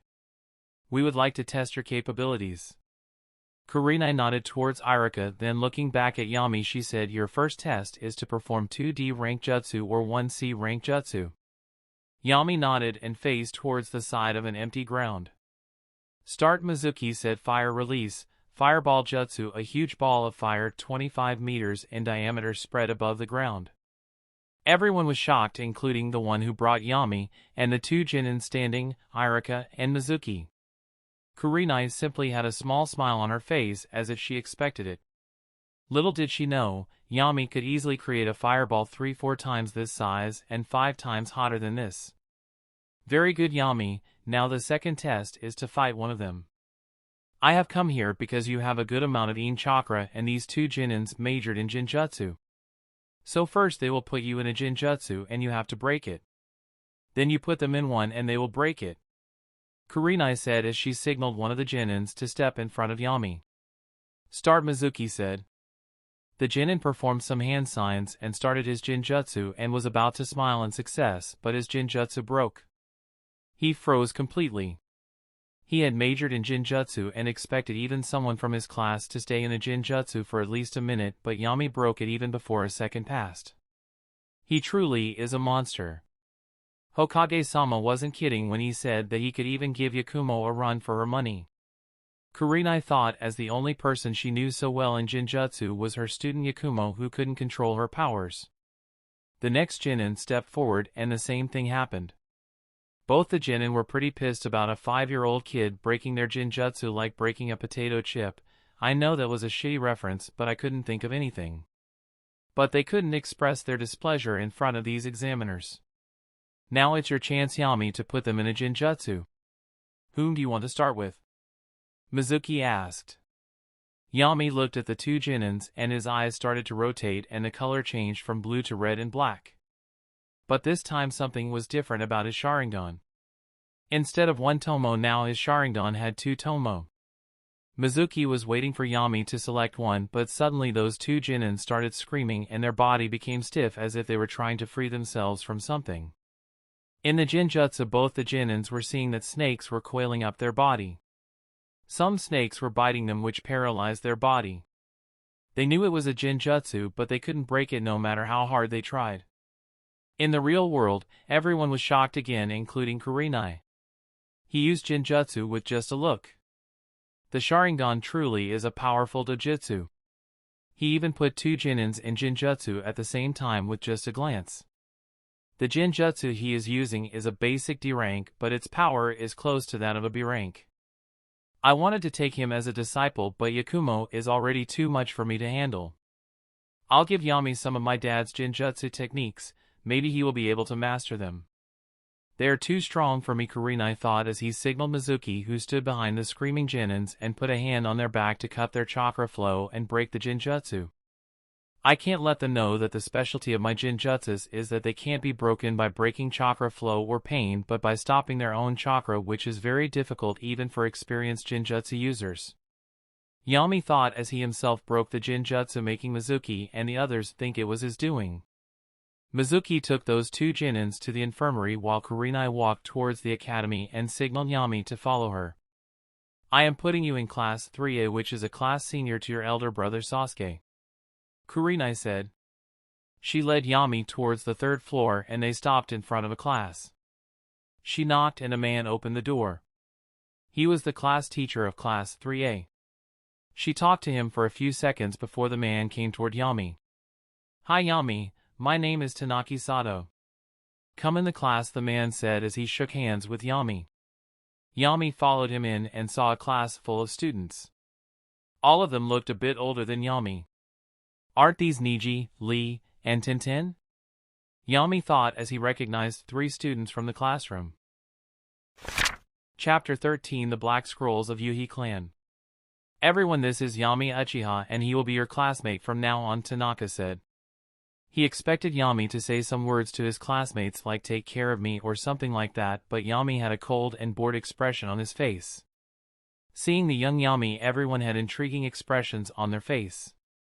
They knew that if the academy inserts someone so young directly into 3rd year, then it definitely means they are strong, and this guy had the last name Uchiha. Mr. Tanaka, is it alright if Yami joins the class from tomorrow? He still has some formalities to go through, Kurenai, who was standing outside the class, said. Yes, no problem. Yami, you can go now. Come to this class from tomorrow, Tanaka said with a smile on his face. Yami simply nods and walks out of the class and stands in front of Kurenai. You are talented in Genjutsu, Yami. I don't want to say it, but even more than me. I have some scrolls of my father. Those scrolls contain Genjutsu that I could never comprehend. Come with me and I will show it to you, Kurenai said while walking toward the exit of the academy. Yami decided to follow her, and in a few minutes, they reached in front of a small house. Kurenai touched the knob of the door and inserted chakra in it. The door unlocked automatically as it sensed the chakra.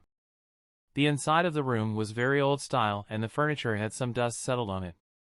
On the walls, there were many paintings. This is my father's home. I didn't visit much after his death, so the place has collected so much dust. Wait here, I'll get you a scroll, Kurenai said, and she went inside a room leading Yami, who was standing in the center of the dust-filled hall. After a minute she came out with 2 scrolls and tossed them towards Yami, who caught them faster than anyone could blink. He looked at the scrolls and they didn't look like normal scrolls. They were totally black and had golden boundaries. This is the first time we have ever met, and then why would you give me something that's like a family treasure to you? Yami asked the question that was looming in his mind. My family specializes in Genjutsu. When it was at its peak, the Genjutsu users of our family were even stronger than that of the Kurama clan. But with time, due to the wars, just like others, our clan also declined, and the scrolls passed down by our ancestors also became useless as no one was strong enough to learn those Genjutsus. My father was the last genius in our clan. At the time of his demise, he told me to find someone powerful enough to use those Genjutsus. The canon never showed anything about the Yuhi clan. I knew that the Kurama clan was a clan with powerful Genjutsu users, but I didn't know that the Yuhi clan was even stronger than them. Yami thought. Why don't you take any disciple from the Kurama clan and teach them? Yami asked, expecting Kurenai to talk about Yakumo, and Kurenai didn't disappoint him. I thought the same thing and took in a disciple from the Kurama clan, as she had powerful In chakra, but even she can't use that chakra properly and her chakra went out of control. I sealed her in chakra so that she doesn't harm anyone else, and giving her scrolls of my clan could endanger our village, and I don't want to live with the guilt of it. Kurenai sighed after telling the tale of her disciple. So you want me to become your disciple? Yami asked. No, I will assist you in practicing Genjutsu, but I don't think I am strong enough to become your teacher. The only thing I request you is to practice the Genjutsu scrolls of my clan so that they can be put to good use and not share it with anyone else. Not even your brother Sasuke. I can agree to that, Yami said as he put the 2 scrolls in his pocket. Out of the 5 scrolls left by my family, I have given you the black scrolls. If you can master them, then I will give you the remaining 3 scrolls. Just remember, if you can use this Genjutsu within 3 hours of reading it, then you can perform it, or else you can't. Don't push yourself more than 3 hours, or else it will cause your Yin chakra to go haywire and your mind will get corrupted. My clan and the Kurama clan have lost many people because of this, and that's the reason these scrolls are kept hidden. Kurenai warned Yami as she had seen firsthand what happens when the mind gets corrupted by Yin chakra. And don't start practicing today. Your academy will start from tomorrow. Wait for 3 months, and during the end of your holidays, start practicing those 2 scrolls. Your mind will be exhausted while practicing them, so don't miss academy classes. What are end of year holidays? Yami asked. That's when we have festivals in the village, and even the Chunin exam is held, Kurenai said, and Yami nodded. Damn, I didn't know there was so much risk in using Genjutsu. The anime showed them as simple illusion jutsus. Yami sighed as he thought his way to mastering Genjutsu could be easier than that of Taijutsu or Fuinjutsu. Yami and Kurenai talked for a few more minutes, and then Yami left to go back home. As he reached near an house in the Uchiha compound, he saw Sasuke walking on the pond. Unlike the anime, due to regular training with Yami, Sasuke wasn't just filled with revenge and hatred, but he actually trained in chakra control and other exercises. Seeing Yami come, he quickly jumped and landed in front of Yami. So, how did the assessment go? I passed and got into class 3A, Yami said, and hearing this, a smile bloomed on Sasuke's face as he patted Yami's shoulder. I expect nothing less from you. You are strong enough to graduate already. Are you going to? Sasuke asked with a worried expression. No, I am in no hurry to graduate. Yami shrugged. That's good, now let's start out, Spar, Sasuke said with a wicked smile as he activated his Sharingan. Chapter 14, Yami vs. Neji. The next day, Yami and Sasuke were walking toward the academy, and at the gate of the academy, they saw Sasuke's classmates discussing something at the gate.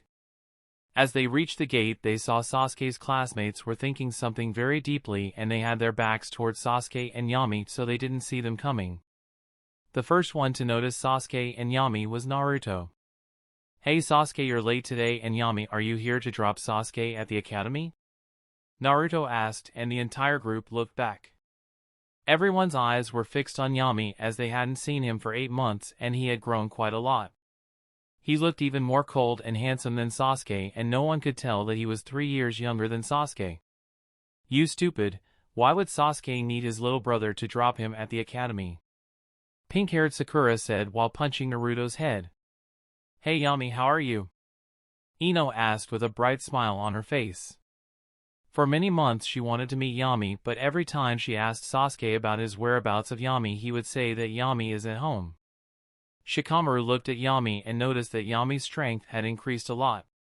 He was also curious as to why Yami was here, so he asked. Yami, what are you doing here early in the morning? I enrolled in the academy yesterday. I am getting late, guys, I will see you later, Yami said as he left. Seeing his back, Ino yelled by Yami. See you after class, but Yami only waved his hand. Ino was happy that he at least didn't ignore her completely. Oh, so Yami is our junior now. Naruto said proudly. He is younger than you, but still way better than you, idiot. And what are you so proud about? Sakura said. He isn't our junior, but our senior. He was directly promoted to class 3A, Sasuke said, making everyone's jaws drop. How? Isn't he just 5 years old? Sakura asked. In the world of shinobi, age doesn't matter, skill does. The voice of a man came from behind the group. They looked back and saw Irika-sensei standing with a small smile. "Irika-sensei, did you see Yami's assessment?" Naruto asked in an excited tone. Even Sasuke looked at Irika as Yami hadn't told him anything about the assessment. Let's just say Yami defeated 2 Genins by just looking at them, and he didn't even have to move. Hearing almost gave the entire group a heart attack. "I knew his Genjutsu is strong, but this isn't what I expected," Sasuke and Shikamaru thought. "Now everyone go to your class. Today is your test and I hope none of you forgot it," Irika said, and the smile from everyone's face disappeared. Meanwhile, Yami entered class 3A and saw that almost everyone was present and he was most likely the last. He went to the last bench and sat in the corner beside a window. Some people noticed him, including the girls who were sneaking glances at him. Niji for some reason was uncomfortable with Yami being in his class. Niji was the top ranked in this class, but no one talked to him because of his silent nature. What is the academy thinking about letting such a young kid in our class? And on top of that, he is an Uchiha. I didn't even know that the Uchiha clan had someone with blue eyes. Niji thought. After a few minutes, Tanaka walked in and everybody greeted him as they normally do. He looked at Yami and just nodded. He looked at everyone, took a big breath, and said, "Today is 1v1 matches. Everyone let's go to training ground 2. Tanaka said, and all the students followed him. After reaching the grounds, he declared the names of who will be fighting whom. The last matchup shocked the class. Niji Hyuga versus Yami Uchiha, making the topper fight with the new kid? What is Sensei thinking? One boy said. Maybe Sensei wants to show the new kid how strong the students of class 3A are, another boy said. Why am I fighting with a 5-year-old? This is a complete waste of time, Niji thought. His anger towards the main clan of the Hyuga could now be seen in his everyday behavior. He had heard that the only clan good enough to compare to the Hyuga clan was the Uchiha clan, and seeing a 5-year-old Uchiha being in the same class as him didn't sit well with Niji. All the matches went on one by one. Seeing them fight, the only thought Yami had in his mind was, even as third-year students, they are very weak. Even the clan students aren't any special. At last the match with everyone wanted to see, including the teacher, was taking place. Niji and Yami stood opposite each other. Tanaka had heard about Yami from Irika and Kurenai but had never seen Yami in action. Niji takes his gentle fist stance while Yami was just standing quietly with hands in his pockets. Start, Tanaka announced, and Niji rushed towards Yami. He threw his palm towards Yami's shoulders, but Yami easily dodged it by sidestepping. This came as a surprise to Niji, who wanted to seal Yami's chakra points and end the match in mere seconds. Niji threw 2 more gentle fists at Yami, but those attacks were dodged again. Niji squatted and performed a low kick, and as the kick was about to knock Yami off balance, Yami jumped forward and stepped on the squatted Niji's shoulder and jumped behind Niji, creating some distance. The expression on Yami's face didn't change during the whole ordeal, but the expressions of the people around him were a sight to behold. Everyone expected that either Yami will lose instantly or just struggle under Niji's attacks for a few seconds and get defeated, but what they were seeing was Yami toying with Niji. Niji stood up and looked back to see Yami standing calmly with hands in his pockets.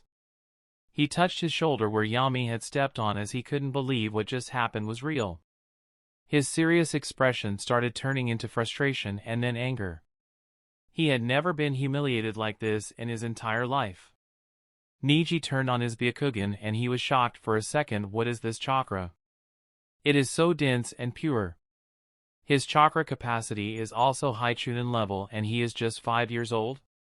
Now it makes sense how he is in our class and why Tonka-sensei matched him against me, but still, he won't be able to defeat my gentle fists technique.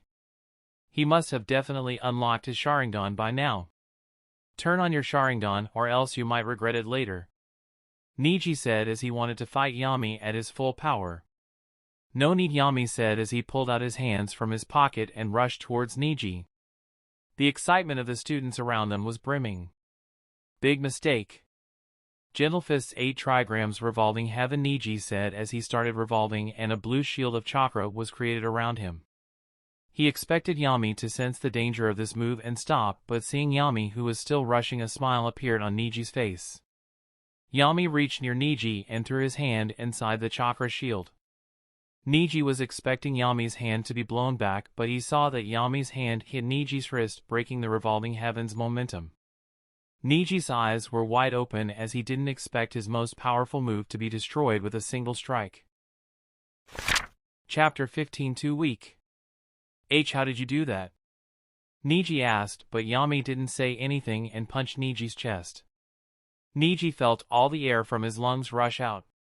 He kneeled down on the ground, gasping for breaths. Niji was trying to speak, but he couldn't even breathe properly, and his Byakugan was deactivated automatically. That was when he realized that Yami's punch wasn't just physical, but Yami had also inserted some of his chakra into Niji's body, making his own chakra go haywire.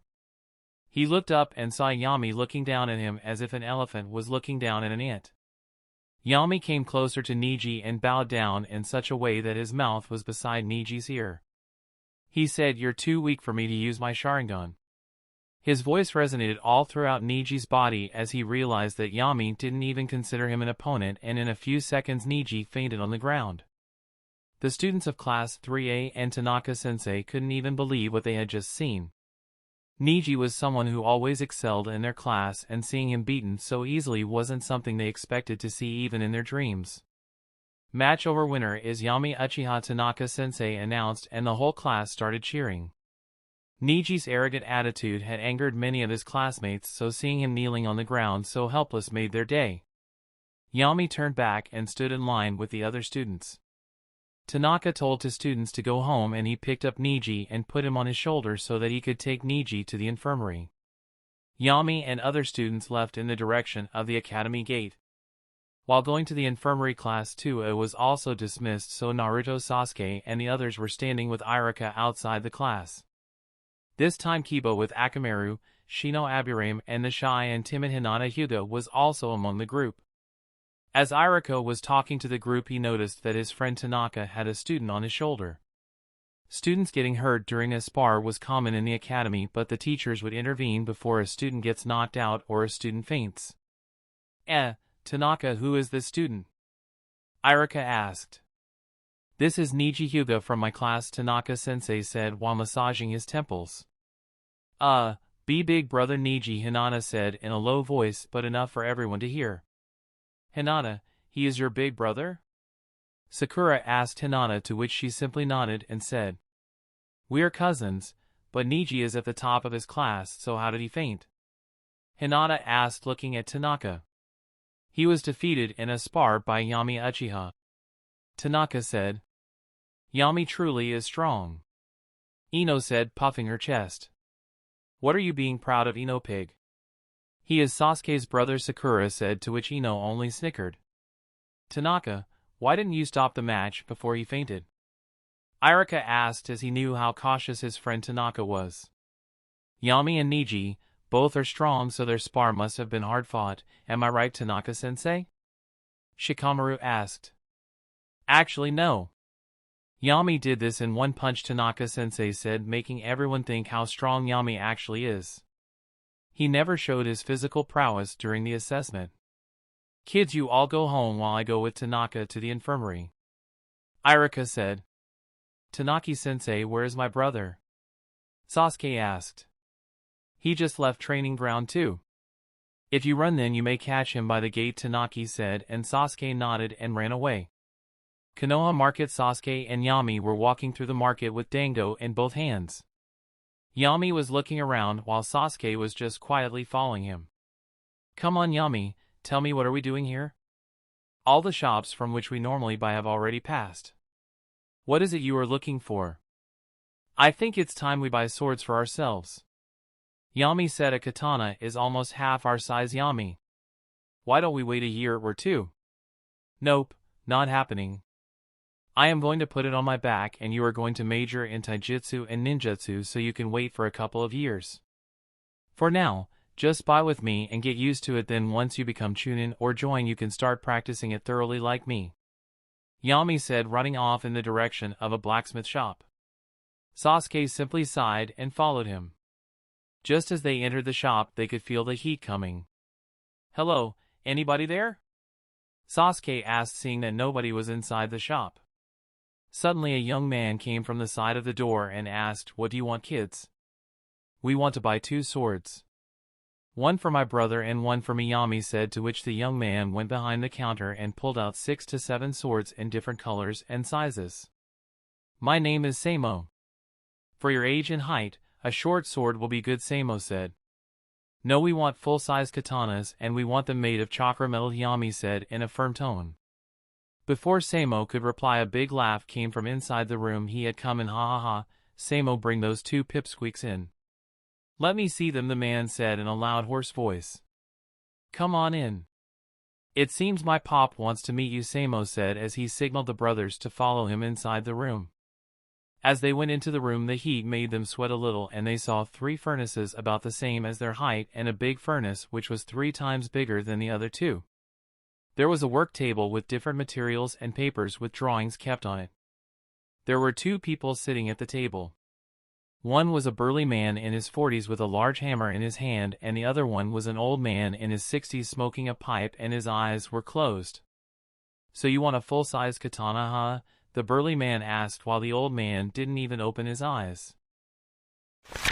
Chapter 16, Meeting in Noichi Yamanaka. "Sasuke, I am buying a full-size katana for me. What about you?" Yami asked to confirm with Sasuke. He had forced Sasuke in coming here to buy a katana for the both of them, but now standing in front of a blacksmith, he wanted Sasuke to take a decision for himself. He couldn't tell Sasuke that in the future he would be using a katana. "If I don't buy one, then how will I spar with you and kick your ass?" Sasuke snickered, to which Yami nodded and smiled. "Sir, we both want full-size katanas made from chakra metal," Yami said to the burly man who stood up, and now in front of him, the brothers really looked 2 small pipsqueak. "I am Benjiro. You both must be Yami and Sasuke Uchiha. If the cold expressions on your faces weren't enough, you both have the Uchiha symbol inscribed on your t-shirts. You both have a good powerful aura, so I will forge swords for the 2 of you from chakra metal," the burly man said. Hearing this, Sasuke and Yami were both happy, and that could easily be seen on their face. Fighting with a normal sword and one made from chakra metal are completely different things. "Now come here both, and you, and we will." Before Benjiro could say anything, the old man opened his eyes and coughed. "Benjiro, you go ahead and make the sword for Sasuke. Yami's sword will be personally made by me," the old man said. Hearing this, both Benjiro and Samo were stunned for a second. "Grandpa, are you really going to forge a sword?" Samo asked in an exciting tone, and even his eyes were shining as if he had seen a mountain of gold. "Dad, are you going to make a sword yourself? And that too for a kid?" "Don't get me wrong, Yami, but many people come to Dad to make their weapons, but Dad denies them, saying that they aren't worth it," Benjiro said, looking at his father. "I sense something different about Yami, and that's why I am going to forge a sword for him, but no one except him is allowed to see.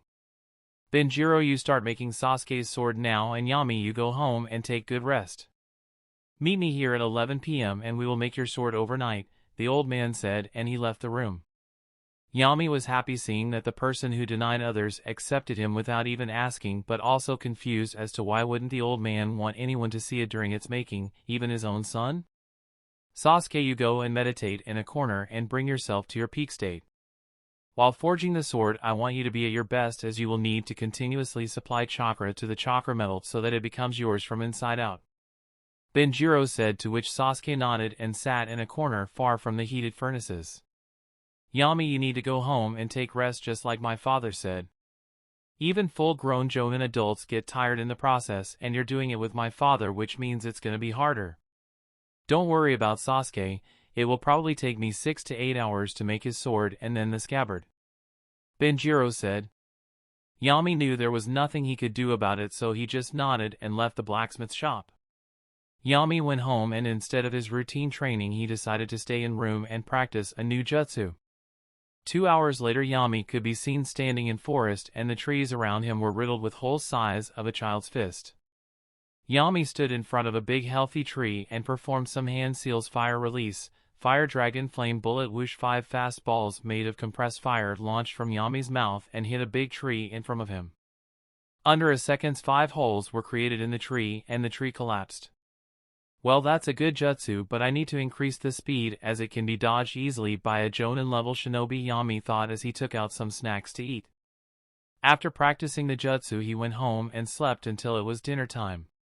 He woke up and saw it was 8:30 already, so he got dressed up and left the house. I'll go and eat some ramen at Ichiraku's and then go to the blacksmith shop, Yami thought as he left the Uchiha compound and started walking towards Ichiraku. He was wearing a black hoodie, white baggy pants to cover the weights, and black shoes. While he was walking, he heard someone calling from behind him. Why am I, wait up? Yami turned back and saw Ino waving her hand and running towards him. She stood in front of him and was fiddling with her dress and had a shy expression on her face. Yami, I didn't expect you to be here at this time. Hi Ino, I came out to have dinner. Oh, my mom is out with her friends tonight, so I also came out to have dinner. She was about to say further when a voice came from behind her. Who is this little young man? A blond man wearing a flak jacket asked. Ino quickly replied, Dad, he is Yami Uchiha, my classmate Sasuke's younger brother, and he is very strong. While saying the last part, Ino blushed a little and stole a glance at Yami to see what his reaction would be. Yami had a small smile on his face, which made Ino blush even more. Seeing his daughter blush so much, Inoichi looked at Yami intriguingly. Hi Yami. I am Inoichi Yamanaka, Ino's father. It's good to meet you, Mr. Yamanaka, Yami said. So Yami, where are you going to eat? Ino asked. I was thinking about going to Ichiraku's to eat ramen. It's been quite a while, Yami said. What a coincidence, we were going there as well, Ino said as a smile blossomed on her face. But princess, I thought you wanted to go to Yakiniku-Q. Inoichi said. Ino was insistent on going to Yakiniku-Q at home. Ino elbowed her father on the side of the stomach and gave him a low growl which reminded Inoichi of his wife, and a shiver ran down his spine. Seeing the antics of father and daughter, Yami was amused. Sorry Yami, my dad likes to joke around. Shall we go together? Ino asked. Sure, Yami shrugged, and they both started walking towards Ichiraku, and behind them was Inoichi Yamanaka with a saddened face. Someone stole my princess's heart. Chapter 17, Reading Memories. Yami along with Ino and her father Inoichi entered Ichiraku. They went towards the counter and Tucci came from the back. Oh Inoichi, are you here for dinner? Tucci asked. He has been running Ichiraku Ramen since Inoichi and others were just chunin, so he was friendly with them. Yes Tucci, I brought my daughter here as well, Inoichi said, pointing towards Ino, who greeted Tucci. Oh Yami, you are here as well? Where is Sasuke? Tucci asked. He is busy sharpening his tools. I'll have one miso ramen and one takeout for Sasuke, Yami said as he sat on the chair.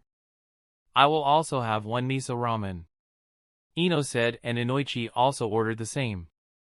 For miso ramen coming up, I am start preparing, Tucci said as he started his preparations. So Yami, what class are you in? Inoichi asked. Class 3A. Wow. You must be pretty strong for you to be put in Class 3A only at the age of 5, Inoichi asked. Yes, he is very strong. Today he defeated the topper of his class in a single punch, Ino said excitedly, showing her fist. She then realized what she had done and quickly looked down in embarrassment. Oh, my princess, you don't stand a chance against this guy, Inoichi thought as he could see his daughter was head over heels for Yami, but Yami considered her just like a normal friend. Tucci served them 3 bowls of ramen and packed a takeout for Sasuke. Yami and the others started eating ramen. After a few minutes, all 3 of them finished their meal and paid for themselves. Ino, Mr. Yamanaka, I will get going now, Yami said, picking up his takeout. Can't you wait for a while?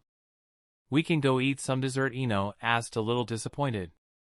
No, Sasuke's ramen will go cold and he is also hungry, so I better go as early as possible, Yami said, and said his goodbyes to the father and daughter duo and started walking in the direction of the blacksmith shop. Ino, if you want to stay his friend, then your strength must be around his level 2 or else he may go far from your reach, Inoichi said to encourage his daughter. Yes Dad, you are right, I need to become strong so that I can stand shoulder to shoulder with Yami and fight with him, Ino said, giving a determined gaze to her father. A 5-year-old did something that the Will of Fire speech from Hokage-sama couldn't do. Times have really changed, Inoichi thought.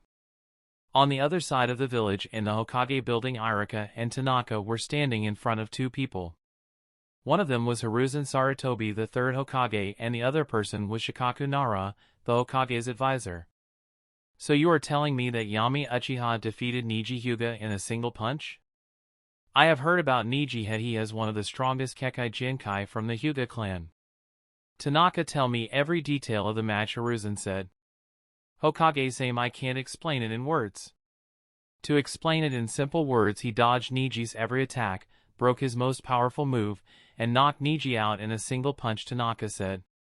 Tanaka, if you have no problem, then we could ask someone from the Yamanaka clan to read your memory of the fight and show us, Shikaku suggested.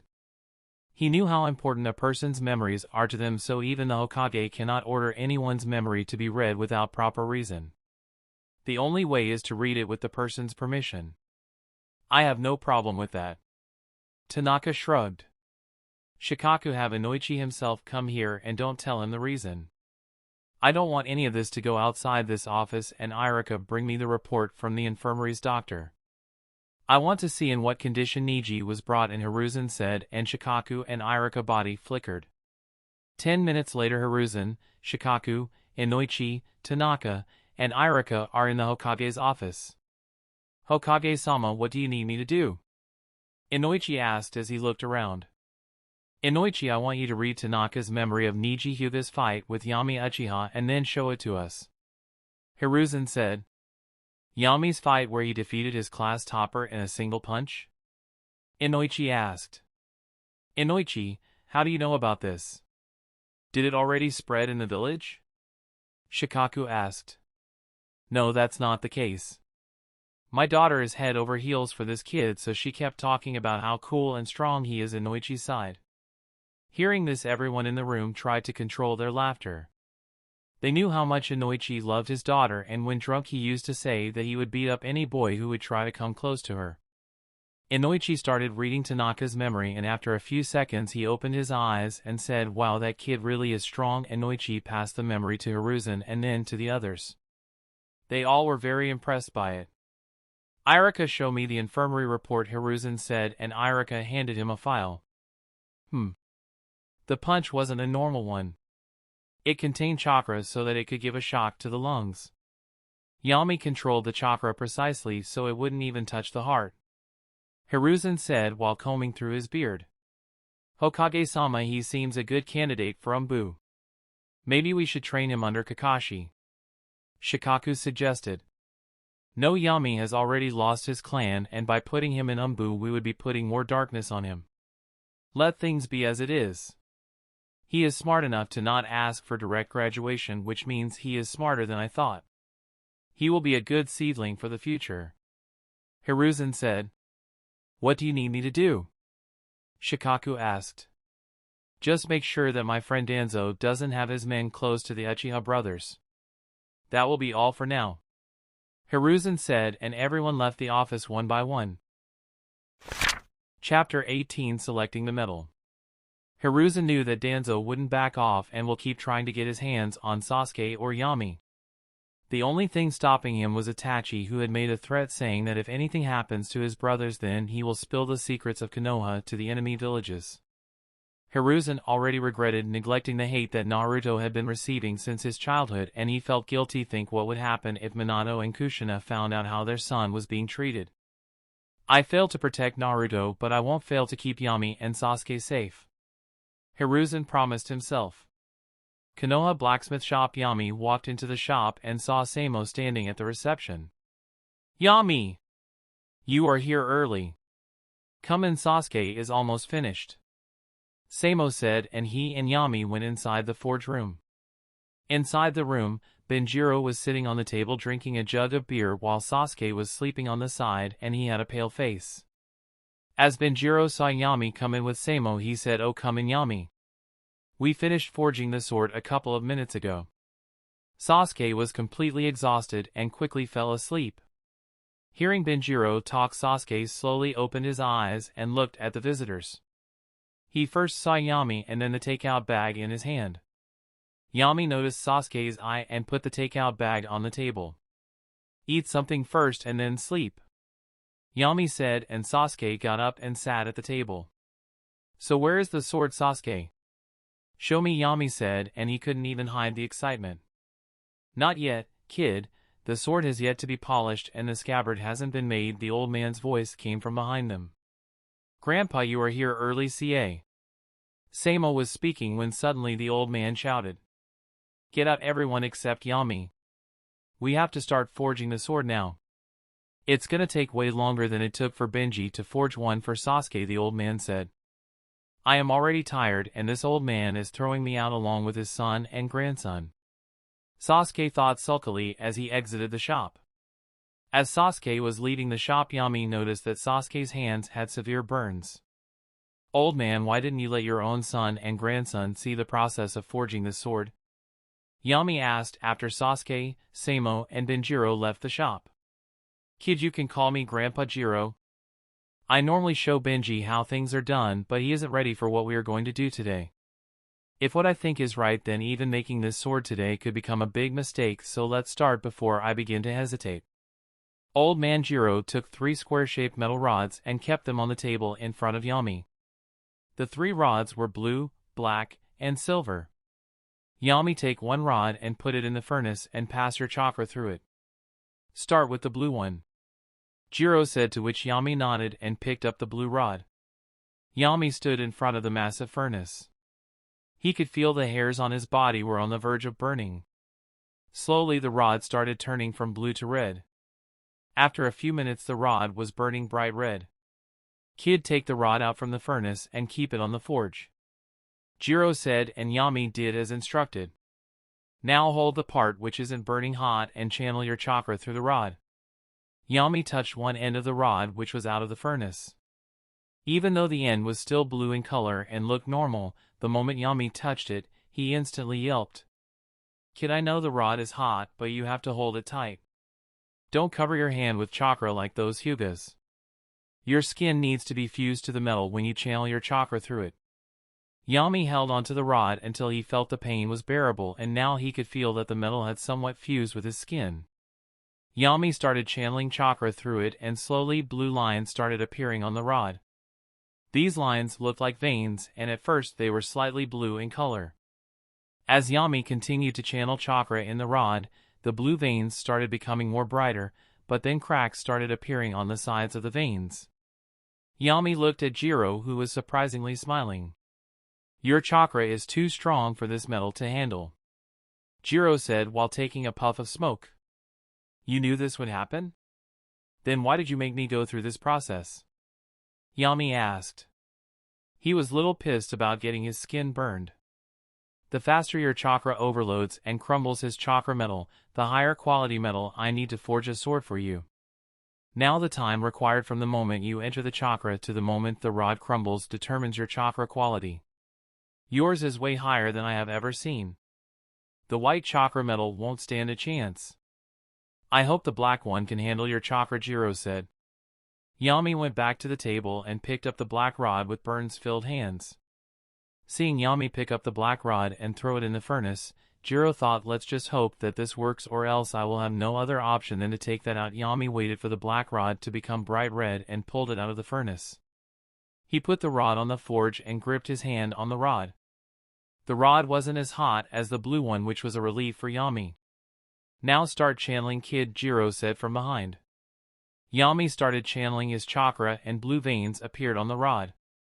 They became bright blue, but not as bright as the blue rod. Yami had a smile on his face and he turned back to see Jiro. Jiro stood up from his chair and walked towards Yami. He came and stood in front of the rod and looked at Yami. See, Grandpa Jiro, no cracks. This rod is perfect for my sword, isn't it?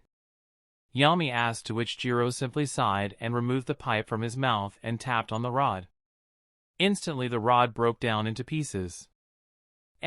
What just happened? Yami asked in a confused manner. The rod had developed millions of cracks and was on the verge of collapse. Use that Sharingan you have, dummy, the old man scolded Jiro. Wait here. I have no option but to bring out the meteor, Jiro said as he left the forging room. Chapter 19, Draining Chakra. What is this old man talking about? Yami thought as he saw old man Jiro leave the forge room. A couple of minutes later Yami started hearing sounds of stone being dragged on stone. He looked towards the door and saw the old man dragging a big chest made of stone. What are you looking at, kid? Come here and help me lift up this chest, Jiro said, huffing. Yami immediately went towards the chest and crouched down. He tried to lift up the chest with pure physical strength, but the chest didn't budge even an inch. Then he reinforced his arms with chakra and was able to lift up the chest. Old man Jiro also gave him a hand and they both lifted the chest and placed it on the table. As the chest landed on the table creaked. Yami looked at Jiro, who said, "Don't worry, the table won't break." Jiro reassured Yami. He turned the chest towards him and there was a keyhole in it. Jiro took out a key from his pocket and inserted it in the keyhole. As he rotated the key, a small spike appeared on the key holder and it pierced Jiro's finger. Blood started flowing onto the key and it traveled through the key into the chest. Yami kept looking at the blooded key and then at Jiro as he had never seen something like this happen in the anime. This chest was passed to me by my grandfather and he got it from his father. It's said that it contains a meteorite like the one Hashikagura has, but this meteorite doesn't emit chakra, instead it absorbs chakra. The chest has been inlaid with seals which stop the process of absorption. The chest will only open with this key and it should be used by someone from my bloodline. As Jiro was talking, red lines started to appear all around the chest and with a sound of a click the chest top opened. The inside of the chest had various Genjutsu seals which were lit, and in the middle of the chest was a football-sized black rock with purple lines going through it like veins. The purple veins were pulsating slowly. Now I must put this rock inside the furnace immediately as I take it out from the chest, or it will start sucking the chakra of the person nearest to him, Jiro said, and both he and Yami lifted the chest and brought it to the entrance of the furnace. Jiro put on thick brown gloves. He lifted the meteorite and chucked it into the furnace in one swift motion. As the meteorite was out of the box, the dimly pulsating veins turned brighter, but as it was covered in fire, it became dim again. Yami could feel that the box had become very light after removing the meteor from it. "How heavy is that rock?" he asked Jiro, who laughed and said, "Don't worry, if the meteor accepts your chakra then it becomes as light as a feather or as heavy as a boulder if you want. Now wait for the upper surface of the rock to shed off and then the metal underneath it will be exposed. This time the surface will be as hot as lava, so don't touch it, just send strands of chakra to the metal. It will start absorbing automatically," Jiro said, and Yami nodded. After 20 minutes the top surface started to melt into lava and separate from the metal. Now the only thing visible was the shiny metal with purple veins. Remember that once you feel you have drained almost your entire chakra but you still cannot touch and feel the hot metal without a single discomfort, you should distance yourself from it. Or else it will start absorbing your life force. I don't think you would want to die of old age so early, little Yami. Jiro chuckled as he pulled out the metal with a piece of thongs and beat it with a hammer till it became like a rod the size of a katana. He then put the metal on the forge and stepped away, signaling Yami that it was his cue. Yami stood in front of the forge and saw the metal, and he could feel that the chakra in his body was getting attracted to it. Coat your hands with chakra and put it on the metal. The more the metal absorbs your chakra, the closer your hand will get to touching it. And the more I can shape the rod like a sword, so let's get started, Jiro said as he picked up a hammer to beat and shape the rod. Yami covered his hands with chakra and the rod started absorbing it in a steady stream. Yami tried to increase and decrease the amount and speed of chakra flowing through his hand, but it was like his chakra wouldn't listen to him. Jiro was hitting the hammer on the rod and had already flattened it to a certain extent. After a few minutes, Yami started to feel low on chakra and his lips started to get dry. 80% of his chakra had already been absorbed by the meteor. He looked at Jiro, who was sweating profusely but still hammering the sword. Jiro looked toward Yami and said, "Hang in there, kid, just a few more hits and all the veins will be full with your chakra and this sword will become yours." Yami nodded slightly, but he was on the verge of losing consciousness. Most of the veins on the sword were bright purple, and as he was entering his chakra, even the dim ones were brightening. Thud, that's the sound Jiro heard, and when he looked toward Yami he saw that Yami was on his knees and he looked drained of chakra. Yami, kid, expel all your chakra in the sword and I will get you away from it, Jiro said in hopes that this last push of chakra will fill the meteor enough to complete the process. Ah! Yami screamed as he directed all his chakra towards his palm, but instead of a chakra burst, his devouring law tattoo got activated. But instead of completely turning Yami's hand black like every time, this time 2 snakes made of black liquid came out of his hand and started circling around the unfinished sword. What the hell is this thing? Why did the chakra turn black all of a sudden? Is this the power that I sensed in Yami when he came with his brother this afternoon? And what is this dreadful feeling that I am getting from those snakes? Jiro's mind was filled with questions. Seeing something so unexpected happening, he had forgotten for a few seconds that he was hammering a sword. As the snakes were circling the unfinished sword, they stopped near the 2 largest and brightest veins on the sword. They stared at the veins for a second and bore their fangs and pierced the veins. Half the veins were purple while half were black. It was like both the energies were fighting for dominance on the sword. What is happening? I never knew the power that could rival this even existed. He had been told that the purple thing in the veins is some power unknown to the shinobi world and it should remain that way unless something could rival it. I have finished hammering the sword and the only thing left is sharpening the edge, but this struggle between black and purple is not something I can intervene in.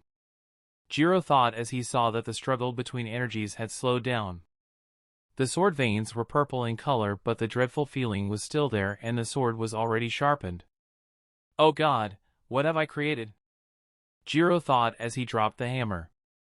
This sword is cursed. Jiro massaged his forehead as he saw the snakes look at him and then go back inside the tattoo.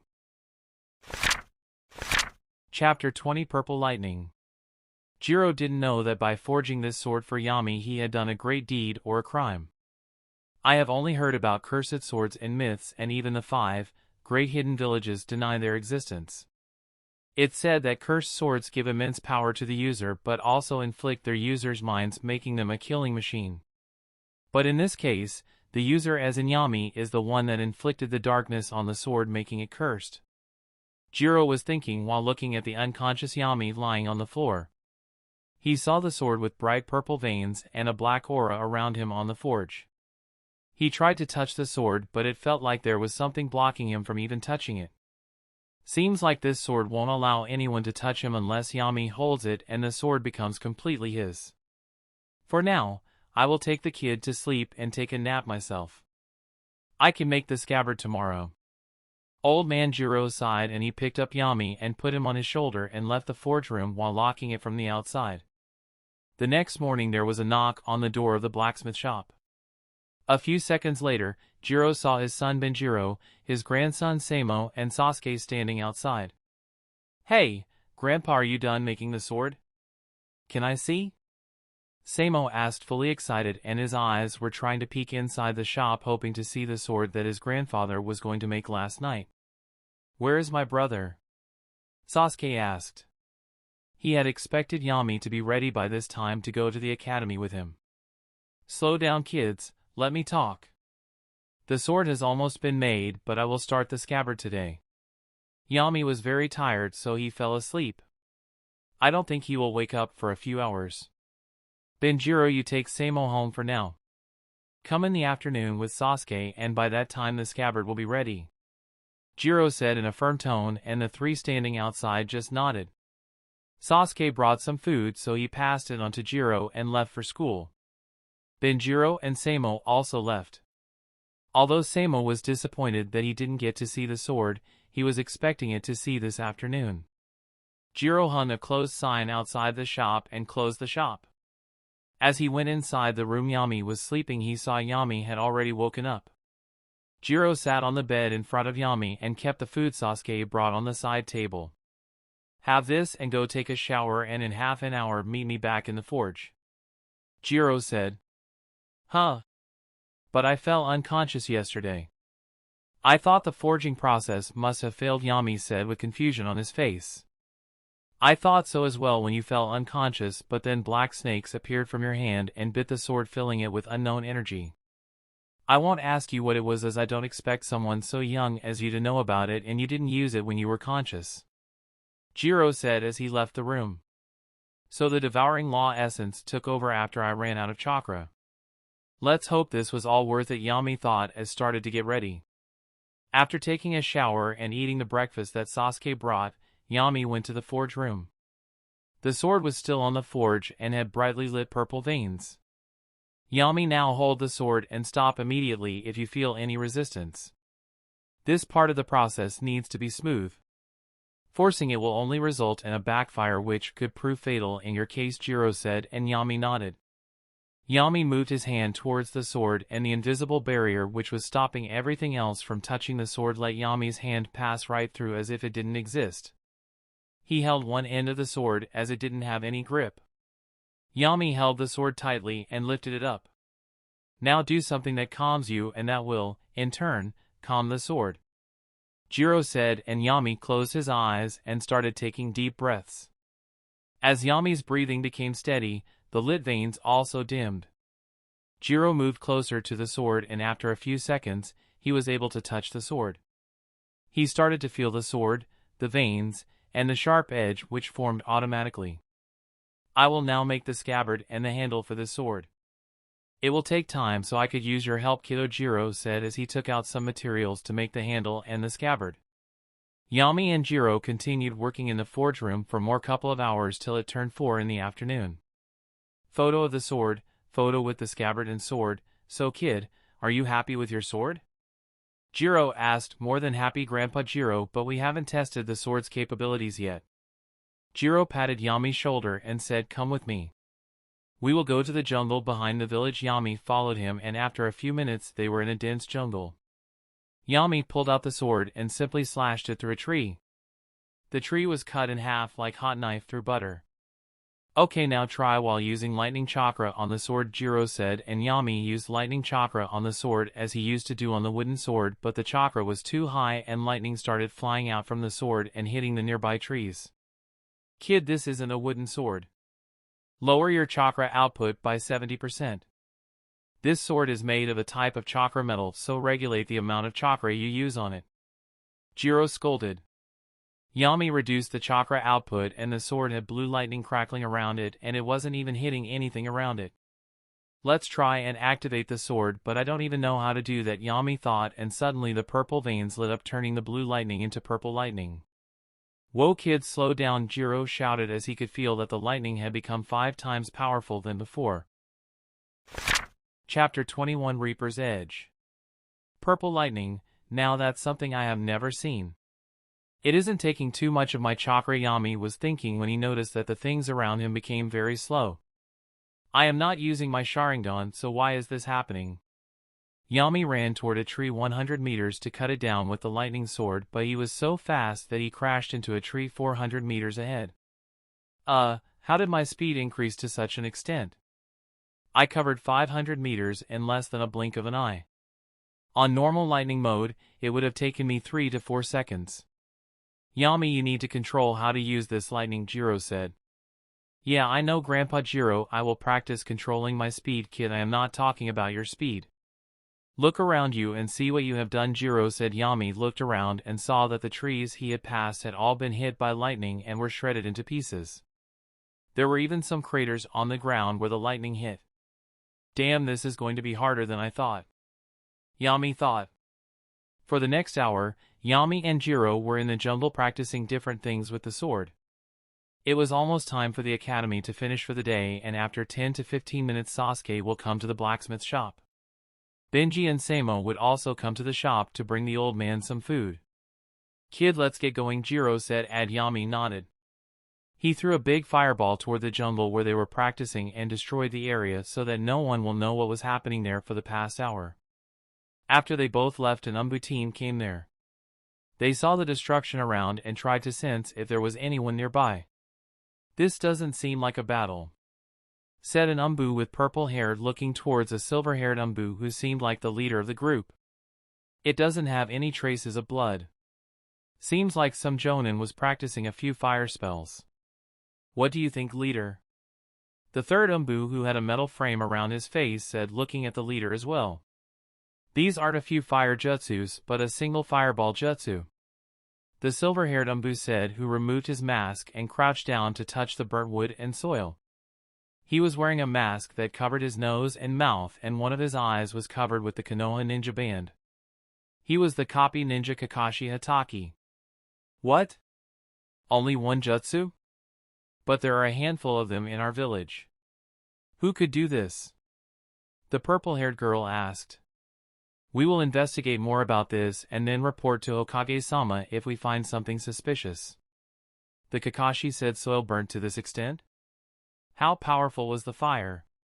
Kakashi thought as he and his team member's body flickered out.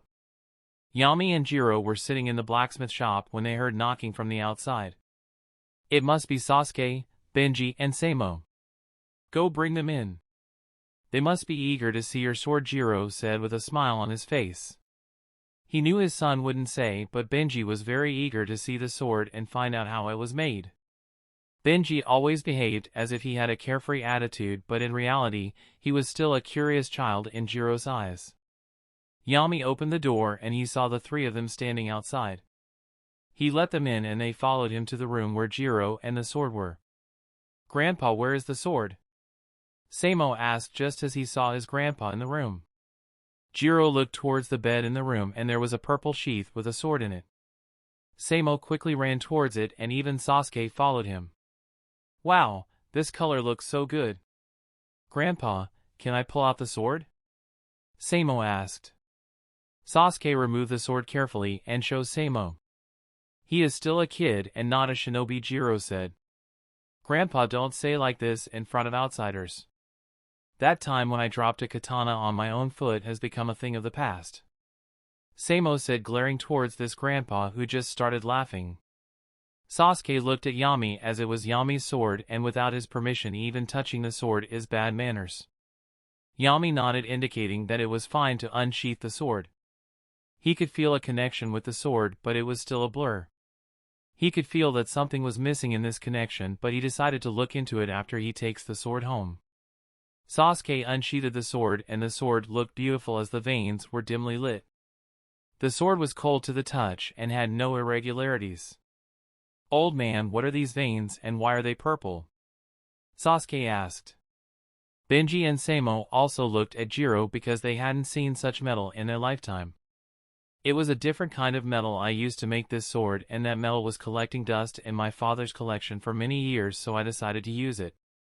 It is nothing special, just that it conducts chakra more properly than normal chakra metals. Jiro said. Sasuke and Samo checked the sword for a few more minutes and then it was Benji's turn to see the sword. This the first time Pops has talked about such a metal. I don't know why he is hiding information about it, but there may be a reason for this decision of his, and I will ask him about it later in private. Benji thought as he took the sword in his hand and swung it. This is a great sword. But why do I feel resistance from it, as if it doesn't want to be held by me? Except for the 7 swords of the mist, no other swords have been known to behave like that. Benji was thinking when he turned to Yami and asked. Yami, have you decided what you are going to call it? That's when something clicked in Yami's mind. That's it, that's why I felt something amiss. I didn't name the sword and treated it like a tool. I need to treat it like a companion of mine. Yami held the sword in his hands with one hand on the handle and the other on the blade and said, Reaper's Edge. That's what I'm going to call it. Yami looked at the sword while saying the name and he could feel that the sword was like an extension of his body, and just like its name, it was craving blood. Chapter 22 Spar with Sasuke. That's a nice name, Yami. Now we can fight with actual swords, Sasuke said, to which everyone nodded. I hope he doesn't use the full power of the sword on his brother. Jiro was thinking when he realized that Yami was looking at him, and they both nodded in understanding. Yami, this sword is really big for someone your age, so I would suggest that for now keep it in a storage scroll. You can use it to spar at home or school if you want, but don't roam the village with that on your back. Benjiro said.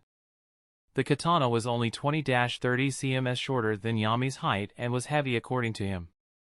He didn't know that Yami can manipulate the weight of the sword according to his own will. Yeah, I will travel with the sword in a scroll, so don't worry, Uncle Benji. Yami said. After a few minutes, Sasuke and Yami left the shop after paying Benji and Jiro for the 2 swords.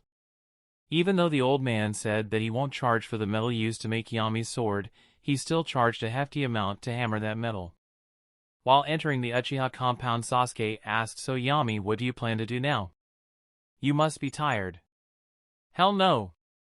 We are having our first spar with real swords." Yami smirked as he looked at Sasuke. "That's what I wanted to hear." "Let's go," Sasuke said excitedly and started running toward the training ground. "I should have eaten something," Yami thought as he sighed and followed Sasuke to the training ground. In a large training ground, two kids were standing opposite each other. Both had swords pointed toward each other. "If you aren't taking the initiative to attack, then I will," Sasuke said as he ran toward Yami. He slashed toward Yami's chest, but Yami blocked the attack with his sword and deflected the attack to his right. Yami didn't have to push much force to deflect the attack, he just increased the weight of his sword to a great extent for a second, enough for gravity to work and push Sasuke's sword down. Yami rotated and slashed Sasuke's arm from the side, but Sasuke jumped back.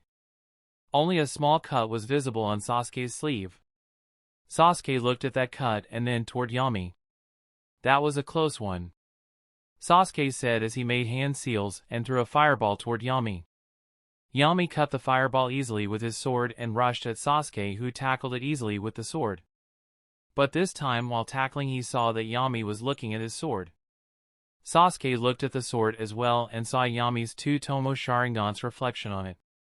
"So you are finally starting to get serious about this," Sasuke said and threw a kick toward Yami's stomach. Yami blocked it with his other arm and jumped back to create some distance. Sasuke turned on his Sharingan as well. Sasuke threw a couple of shurikens at Yami. Yami dodged the shurikens, but he saw that Sasuke had a small smirk on his face. Suddenly Yami saw the shurikens curve backward, and when he was about to dodge them again he felt that he was tied by something. Yami looked down and realized that the shurikens had a thin wire attached to them. "I have been preparing this trick for you, my little brother," Sasuke smirked. "You low." As Sasuke was about to declare his victory he felt pain in his abdomen. He looked down and Yami's sword had impaled his stomach. He looked back and saw Yami thrusting his sword in Sasuke's stomach. "What the? Isn't this too cruel, Yami?" Sasuke asked as he expected that even if Yami wins, which was a high probability, Yami would just stop the sword inches away from Sasuke as they were brothers. But seeing that Yami impaled his stomach, Sasuke couldn't believe it. "What is too much?" Yami asked, but this time Sasuke felt that Yami's voice wasn't behind him but in front of him. He looked in front and saw Yami standing there with his sword already in the sheath. What just happened?" Sasuke asked and looked down to realize that there was no wound on his stomach. Sasuke's eyes widened as he realized something. "When did you?" Sasuke stopped mid-sentence and then said, "When I saw the reflection of your Sharingan in the sword. That's when you put me under a Genjutsu." Yami winked and said, "Yep, you were so concentrated on the sword that you forgot that my main strength is in Genjutsu." Sasuke sighed and sheathed his sword as well and turned off his Sharingan. "I thought that even if I am in a Genjutsu, I can break it by turning on my Sharingan." Yami chuckled and said, "With the Sharingan, you only see the details correctly, and by spotting the mistake in the Genjutsu you can break it. But I have perfected some basic Genjutsus to such an extent that you couldn't spot a mistake in it. Well, your Genjutsu, Ninjutsu, and Taijutsu are also better than me to a certain extent. Let it be as now I can practice lightning sword to increase my proficiency in Genjutsu. I still don't know how you used lightning chakra on a wooden sword for the past year," Sasuke said as Yami started walking towards the house. After reaching the house, Yami kept his sword in his room and changed his clothes and came back to the entrance of the house where he saw Sasuke practicing Genjutsu. "Sasuke, I need to go and buy some supplies, so I will go to the market now." "I'll see you at dinner," Yami said. Sasuke just looked at him and nodded. After a while, Yami left the Uchiha compound and went toward the market. He made sure no one was watching him and went into a dark alley and used transformation jutsu to look like a normal shinobi. As so much fuss to get new ankle weights. No one knows about them and I would like to keep it that way, Yami thought as he mixed up into the crowd of villagers as well. Chapter 23, Konoha's Green Beast. Yami entered the market transformed as a Jonin of Konoha. The weights he was currently wearing started to feel light as if there were simple clothes. He wanted to buy ankle weights almost the current weights, but he knew that it would be hard to find so heavy weights. I don't think there are many people who use those weights. In the canon, only Rock Lee is known to be wearing them. I think I will talk to my guy. He is a simple person. I don't think he will have any problem telling me where to get those weights. Yami thought as he began searching for Konoha's green beast. Yami walked through the market twice but couldn't see my guy or even his student Rock Lee. He decided to search training grounds near the academy. As Yami was visiting these training grounds, from one of them he heard the sounds of two men shouting. Is someone fighting in the training ground? Yami thought, but when he started going closer, he heard one sentence, "This is youth, that must be my guy." No one other than him can say such a cringeworthy line. Yami thought as he hurried toward the training ground. As he reached there he saw one grown man and one kid wearing green spandex clothes, and they had a bowl-like haircuts. The kid was doing push-ups very fast while the adult was standing to his side and motivating him. These two live in a world of their own. Reminds me of Mr. Bean, Yami thought as he sat on a bench near the ground. He wanted to wait for Rock Lee and Mike Guy to finish their training. He wanted the whole thing to appear as if he is just curious about those weights and the whole meet wasn't planned at all. After half an hour, the Spandex twins started walking toward the exit of the training ground, which was beside the bench where Yami was sitting. Yami expected that at least one of these two would notice him sitting there and come to have a conversation, but they were so busy in their own talks that they didn't even know Yami was sitting. Yami decided to take the initiative to talk to them and said, "Excuse me, can I talk to you guys for a minute?" Both of them suddenly stopped talking and looked toward Yami. Yami walked toward them and greeted them. "Hi, guys, my name is Kaneki. I saw both of you practicing taijutsu and I noticed that the kid was wearing some weights on his ankles. I also searched for such weights but didn't find them in the market. Could you tell me where I can get them?" Mike Guy hesitated and said weights like these are brought by a merchant from the land of iron for putting them on prisoners. He sells them in a clothing shop beside the Hyuga clan. Just go in the shop and tell him that you need your clothes to be heavy. He knows what that means. Thank you, Mike Guy. You and your student are really good at taijutsu. I am impressed. Yami said and left the training ground. See Lee, this is youth. Our training has inspired others to specialize in taijutsu. You should remember this. Mike Guy said while showing Lee a thumbs up. Yes, Guy Sensei, I will never forget this lesson in my life, Rock Lee said as he wrote something in a book. While the antics of Mike Guy and Rock Lee continued at the exit of the training ground, Yami had reached the clothing shop near the Hyuga clan residence. I have to get out of here as soon as possible. If any of these Byakugan users active their Byakugan and look at me, then my transformation jutsu will be exposed. Yami sighed and entered the store. As he entered he saw a man and a woman behind the counter talking to each other. The woman wasn't from the Hyuga clan but the man was, but they both weren't shinobi. As they saw Yami come in, their eyes were set on his shinobi headband and his flak jacket, which made it clear that he was a jonin. Good evening, sir. Welcome to our clothing shop. What kind of clothes would you like to buy? The woman said in a soft but firm voice. I need some heavy clothes. As the couple heard that, the women flinched for a second and looked at the man, who had a serious expression on his face. Sir, follow me to the back of the shop, the man said and pointed Yami towards a door which had an employees only sign on it. Yami followed him to a room. As he entered the room he saw many things that weren't available easily in the market. Some poisons, scrolls, tools, and torture materials. He also saw a few seals and then the weights. I don't understand why weights are sold like this in secret. They're just weights, Yami asked the man. Sir, low-weighing ankle weights can be found in the shinobi store like the ones you are wearing. As the man revealed that he knew Yami was wearing weights, Yami's muscles tensed. Seeing this, the man gave a small smile and said, Don't worry, sir. As you were about to enter the shop, I used my Byakugan on you and I discovered that you were wearing weights and that you were using transformation jutsu. You have very high chakra, which means you are a jonin or a special jonin. Seems like he has mistaken my chakra density for chakra quantity, and that's why even though my chakra is high chunin level, he thinks I am a jonin or higher. Yami thought. Sir, please don't worry about it. This way is better than wearing a cloak and drawing attention to yourself. I wish all our backroom customers are like you, the man sighed. Coming back to your question.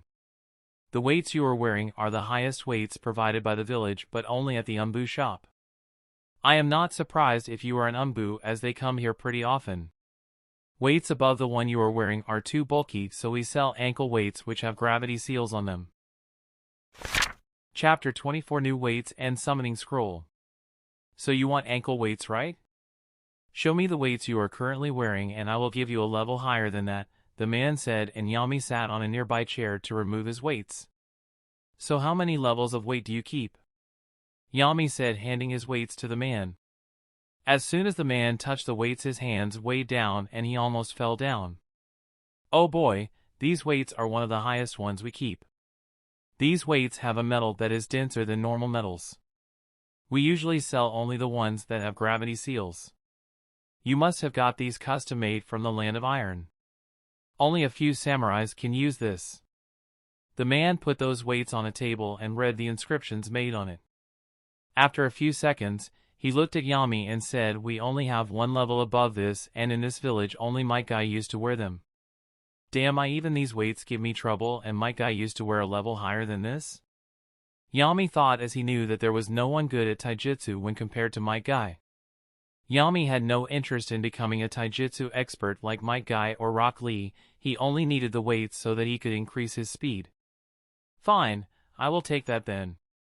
And how much heavier are those weights as compared to the ones I am currently using? 3 times the weight, the man said in a calm tone. He noticed the cold jonin who was standing in front of him had an ugly expression on his face. Haha, don't worry, they are made of gravity seals so you can increase the weight little by little. But there is one drawback. What would that be? Yami asked with confusion on his face. While using physical weights, you can use chakra on your legs to reduce their effect, which is what people normally do. These weights made of gravity seals are immune to that. You will feel the same weight even if you reinforce your legs with chakra. Oh crap, I am screwed. Now I understand why Big Brother Itachi had physical weights instead of the seal ones. Yami cursed himself as he expected to run his dense chakra through his legs and go through these weights like a cakewalk. After Might Guy, many tried to use them but returned after a day or two. I have kept them in the warehouse. I will bring them in a few minutes, and by that time take a look around and see if you find something interesting enough to buy, the man said, and walked out of the room. Yami walked around the room for a few minutes and saw various poisons, natural as well as synthetic. He even smelled some swords, but he knew none of them could hold a candle to the one he has. He saw several jutsu scrolls of different chakra nature, but none of them interested him. None of these jutsus are any special to be sold on the black market, so why keep them here? Yami was thinking when the door opened behind him. The man entered with a black band in his hand. The band had many seals drawn on them and it had 3 circles on it. I know what you are thinking. These jutsus aren't any special, but they are the ones that are left over, the man said. What do you mean by that? We restock the scrolls every 6 months. The people giving us these scrolls are of many types. Thieves, murderers, shinobis from different villages, or even villages who give them to us in exchange for metal or armor from the land of iron. Samurais don't use jutsus, so they are useless to them, so we bring it here to sell. So when will you restock again? 3 months later. You will see a red dress showcased on the outside of the shop when we are ready to sell newly acquired scrolls. If there is any specific scroll you want, then let us know. As long as it isn't forbidden by our village, I can sell it to you. Yami nodded and then put the matter at the back of his mind, as he didn't have any specific jutsu in mind that he wanted to learn. He looked at the band the man was holding. The band looked like a normal black band with seals on it. It wasn't bulky like the ones Yami was used to wearing, nor like the ones Rock Lee wears. This is the one I was talking about. This takes a negligible amount of chakra when you use it, and you can turn it on and off as per your requirement. There are 3 levels on it. When you turn on the first one, the weight will be the same that you are wearing and the first circle will light up. The second circle will double the weight and the third one will triple it. This is the upgraded version of what my guy had. The man explained the features of the ankle band. What is the upgrade that you speak of? Yami asked. The one you are wearing and the one my guy wore would only put the weight on the legs, but this one affects the whole body.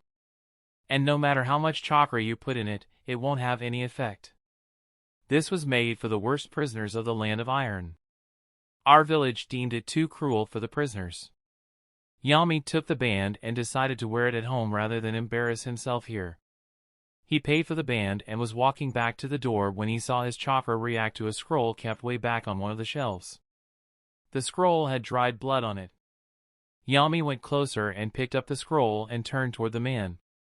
The man hesitated a little and said, "This is a summoning contract scroll, but I suggest you don't use it.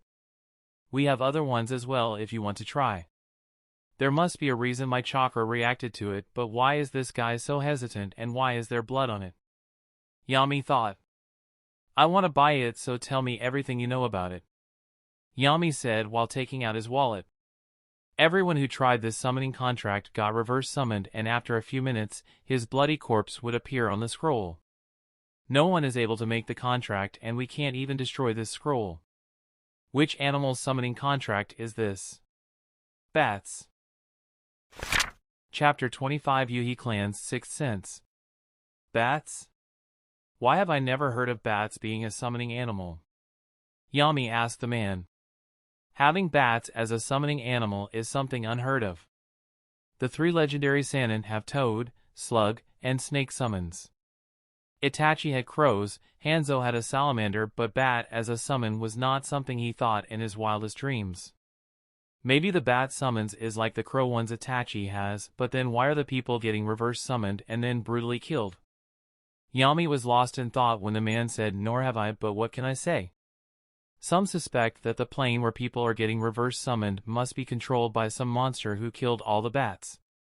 And summoning scrolls are normally contracts where a summoned animal come from his plane to us and we sign. But in his case, this summoning scroll contract reverse summons you.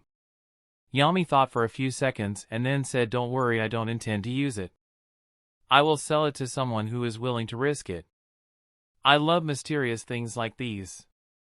"As you wish," the man said, and Yami paid for the scroll and left the shop.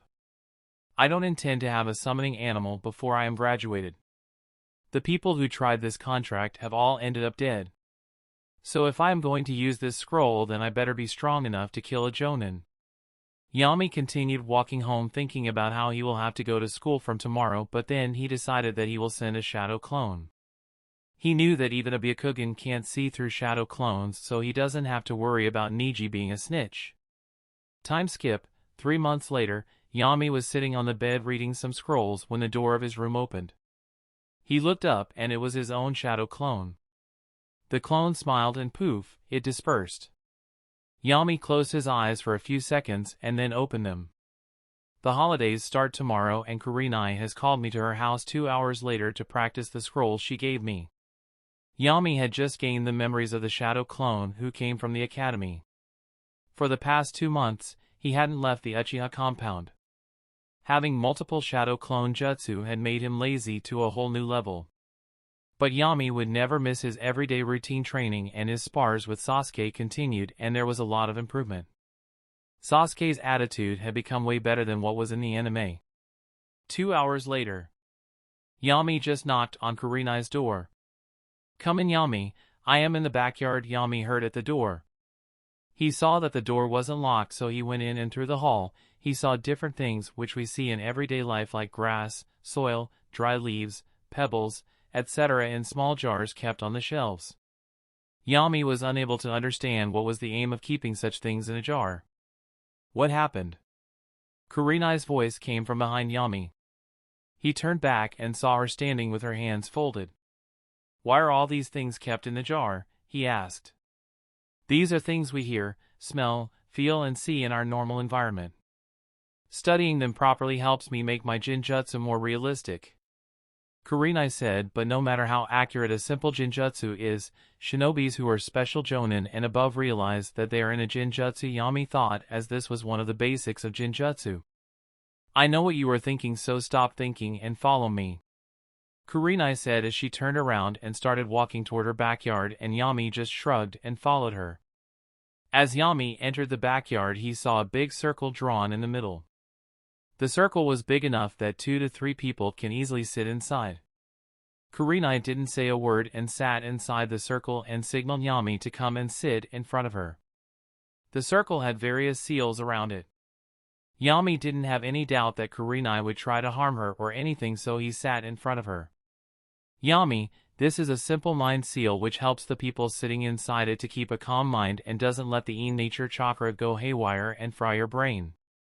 This is a simple seal?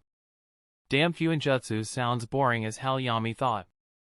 Yami, I am going to get straight to the point, as practicing the Yuhi clan's ancient scrolls for an extended period of time without any success could have irreversible effects. Genjutsus are used through different mediums, which are the 5 senses. Affecting 1 or 2 of them successfully, and the person in front of you is in your Genjutsu. The Kuruma clan is famous because their Genjutsu affects all 5 senses. But the Yuhi clan's ancient scrolls include ways to affect 2 more senses. Kurenai said, and hearing the last line made Yami frown. How is that possible, Miss Kurenai? They are only 5 senses. What are these 2 extra senses that you speak of? Yami asked. He doesn't recall the mention of these 2 senses anywhere in the anime. Do you know how high-level shinobis realize they are in a simple yet perfect Genjutsu and they even break it in an instant? Kurenai asked. Maybe because they are battle-hardened and have years of experience. Yami said, as it was the only logical explanation. Yes and no. The perfect word you are looking for is instinct. Their instinct gives them a warning which they verify and realize they are in a Genjutsu. This instinct is the 6th sense. Once you learn to affect the 6th sense as well, then you can make your victim completely ignore his instinct or make your victim's instinct warn him of his own ally, which may make the victim attack his own ally. Yami completed Kurenai's sentence as he understood how good of a weapon is this instinct manipulation. If Yami was able to grasp this technique, then even a simple D-rank Genjutsu can prove deadly for someone at the special Jonin level. Chapter 26, Chakra Poisoning. Good, now that you understand, let's get started. Take this scroll and start reading and try to get the hang of controlling the 5 senses. When you are done with it, you can start reading the scrolls I had given you 3 months ago, Kurenai said while passing a scroll to Yami which contained a detailed explanation on how to put someone in a Genjutsu through all 5 senses. Yami read the scroll for 10 to 15 minutes and said, I think I can try now. Should we start? Yes, try to put me in a Genjutsu and use your Sharingan as well. Now I already know that you are going to put me in a Genjutsu, so instead of breaking it, I will try to find a mistake in it, Kurenai said, and Yami turned on his 2 Tomo Sharingan. Due to the Sharingan, Yami didn't have to do any hand signs, and just making eye contact was enough to put someone in Genjutsu. Yami casted his Genjutsu and he chose to keep the same surrounding that he was currently sitting in. Kurenai looked around and touched the ground and even the soil. She was checking whether Yami had gotten all the details right or not. You decided to keep it simple and calm, Kurenai said, and as she was about to say something she heard clouds crackling. She looked above and saw dark clouds gathering above her. He got the feel of winds blowing and the sounds of clouds crackling on point at the first try. This is way better than I expected. Maybe in the future, he can help Yakumo control her powers. Kurenai was thinking, looking at the dark sky. The sound of the crackling increased and a bolt of lightning fell on a tree near them. Kurenai was shocked for a second as she didn't expect Yami to use lightning in his Genjutsu. She flinched for a second as the sound of the falling lightning was too sudden. She calmed herself and broke the Genjutsu. Why did you break the Genjutsu? Did you notice a mistake? Yami asked as he was confused because according to him he had taken care of every minute detail. Your lightning had a flaw. Can you tell me what you did wrong? Kurenai asked. The formation was correct, even the sound and the burnt smell that came when the lightning hit the tree. Yami answered as he had taken everything into account. The smell of burning was like fire, long but slowly raging. In lightning, it is a quick and extremely high temp burn. So adjust your smell according to that. Yami widened his eyes as he hadn't thought of this aspect, and this could affect many other things as well. Other than that, your Genjutsu was perfect and worked on all 5 senses of mine. It took me 5 to 7 seconds to break your Genjutsu, which is way more impressive than you can imagine. Now open one of the black scrolls I gave you. Yami did as Kurenai said and opened a black scroll. The scroll had an explanation on how to make your victim's instinct passive. The explanation was very complicated, and while reading, even Yami was running into problems. Kurenai had warned him that he can't study the scroll for more than 3 hours or he will suffer mental issues. Yami was slowly learning how to use his own Yin chakra to make your victim's heartbeat remain stable no matter what the victim is seeing in the Genjutsu. Remember, Yami, your Yin chakra should only control his heartbeat, but if it enters even a single cell of his heart, then the victim could suffer from chakra poisoning. Here I have brought a few tags so that when you use this Genjutsu on me, then I can use them to purify my heart. Kurenai pulled out a bunch of tags that had few Genjutsu inscribed on them. Yami was hesitant at first to make such a risky move, but Kurenai assured him that everything will be fine. Yami put Kurenai under a Genjutsu and inserted some Yin chakra in Kurenai's body. As soon as the chakra reached the chest area, it started poisoning the heart. Kurenai immediately broke the Genjutsu and placed a tag on her chest. The tag absorbed all the chakra and disintegrated. I didn't know only a small amount of this chakra could be this volatile and deadly, Yami said. Don't worry, Yami, you will get the hang of it pretty soon. Now try again, but with more control. Yami tried the same thing again, and at last, and on the 5th try, he was able to stabilize the heartbeat. The practice continued like this for a total of 2 hours and 30 minutes, and in the end, Yami succeeded and was able to turn Kurenai's instinct completely passive. Seeing Yami's speed, Kurenai sighed and said, "You prodigies really put us to shame. Now start reading the other scroll. It contains an explanation on how to manipulate the victim's instinct for your own good," Kurenai said, and Yami nodded. He opened the other black scroll and started reading it. After reading for a few seconds, he looked at Kurenai and said, "Is this some kind of joke? This seems next to impossible." The explanation said that now he doesn't just have to control the heartbeat with his Yin chakra but also his 5 senses. He needs to completely take over his opponent's senses and make them work according to his wish without even touching the victim. Yami tried a few times, but he had no success, and he couldn't even think that he will have some after a few more tries. He kept thinking for a few minutes, and suddenly an idea popped up in his head. He covered his hands with chakra and started emitting chakra which looked like blue smoke, just paler and even harder to find. Kurenai was confused as to what Yami was doing, so she asked, "What are you doing, Yami?" "I can't touch and also can't control Yin chakra sent into your body from the heart, so I will spread the essence of chakra around all the 5 senses of the victim." Yami smirked, and listening to this solution, Kurenai went into deep thinking. Chapter 27, Betrayal. How can he emit chakra in the air around him so loosely that I can't even feel it and still be able to control it so accurately, Kurenai thought as wisps of chakra essence around her head started to enter her eyes, ears, nose, mouth, and skin. Some essence also entered her heart through the skin. It calmed her heart rate, and even her 5 senses were under Yami's control. After a minute, Yami released Kurenai from the Genjutsu and also lost all the control he had over her senses. After coming out from the Genjutsu, Kurenai had beads of sweat on her forehead and her breathing was a bit erratic. "What's the matter, Miss Kurenai? Did my Yin chakra poison you by any chance?" Yami asked in a somewhat worried tone.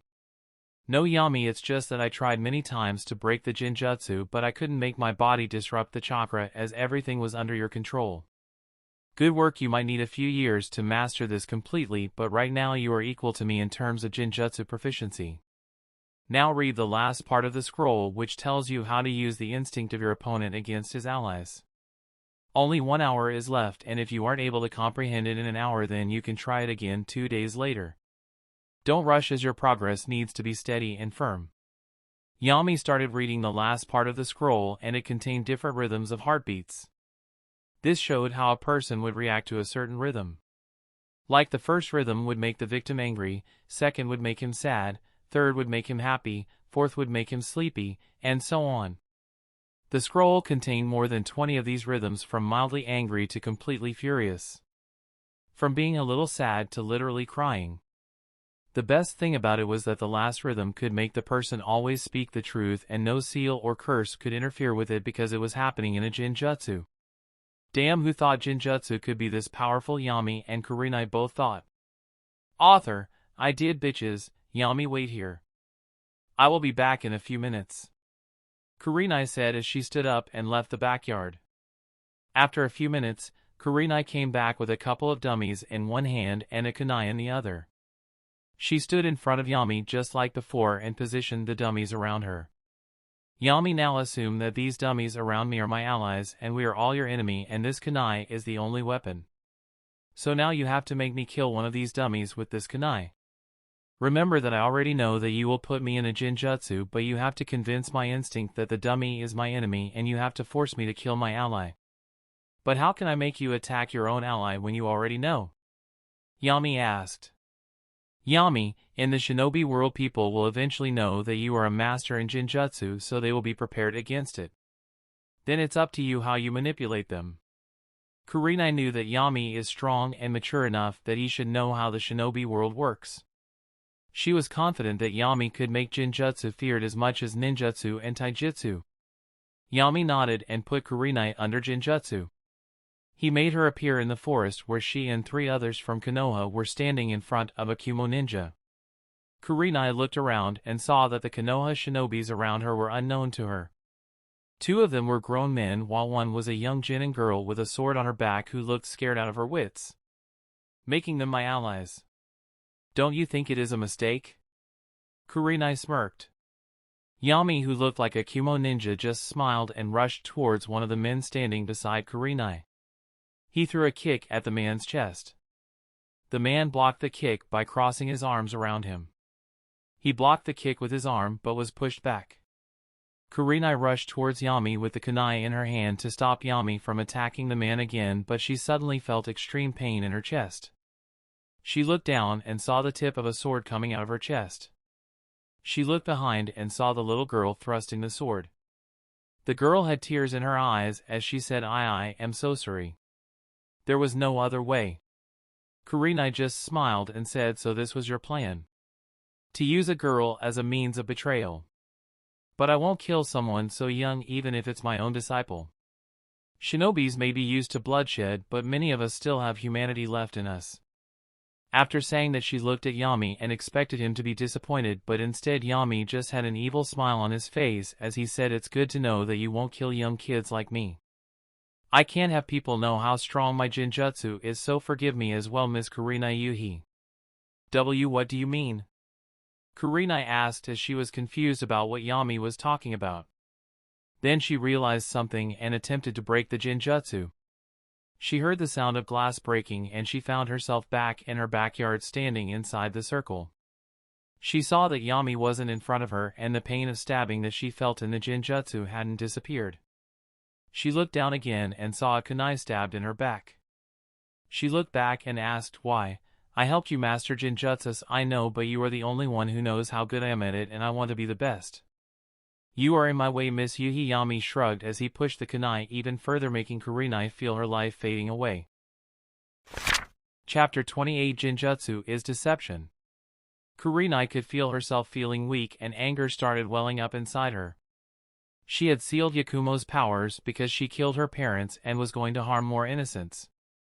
Kurenai thought that teaching Yami was a kind of redemption, but she never expected that Yami, who seems calm and mature, would betray her.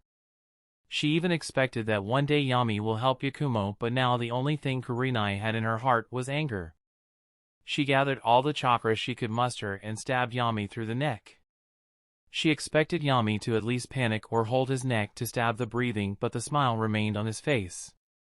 Why are you still smiling? Kurenai shouted in an angry tone. Because I won. This was all she could hear, but Yami in front of her wasn't talking. Kurenai's eyes widened as the Yami in front of her who she had stabbed turned into one of the dummies she had kept around her. She looked behind and saw Yami sitting down with a bored expression on his face. She looked down and there were no injuries on her. D-double Genjutsu? Kurenai asked. Didn't have to. You were never able to break the Genjutsu in the first place. I just made you hear the sound of glass breaking and accelerated your heart rate to make you think that you used chakra to break the Genjutsu.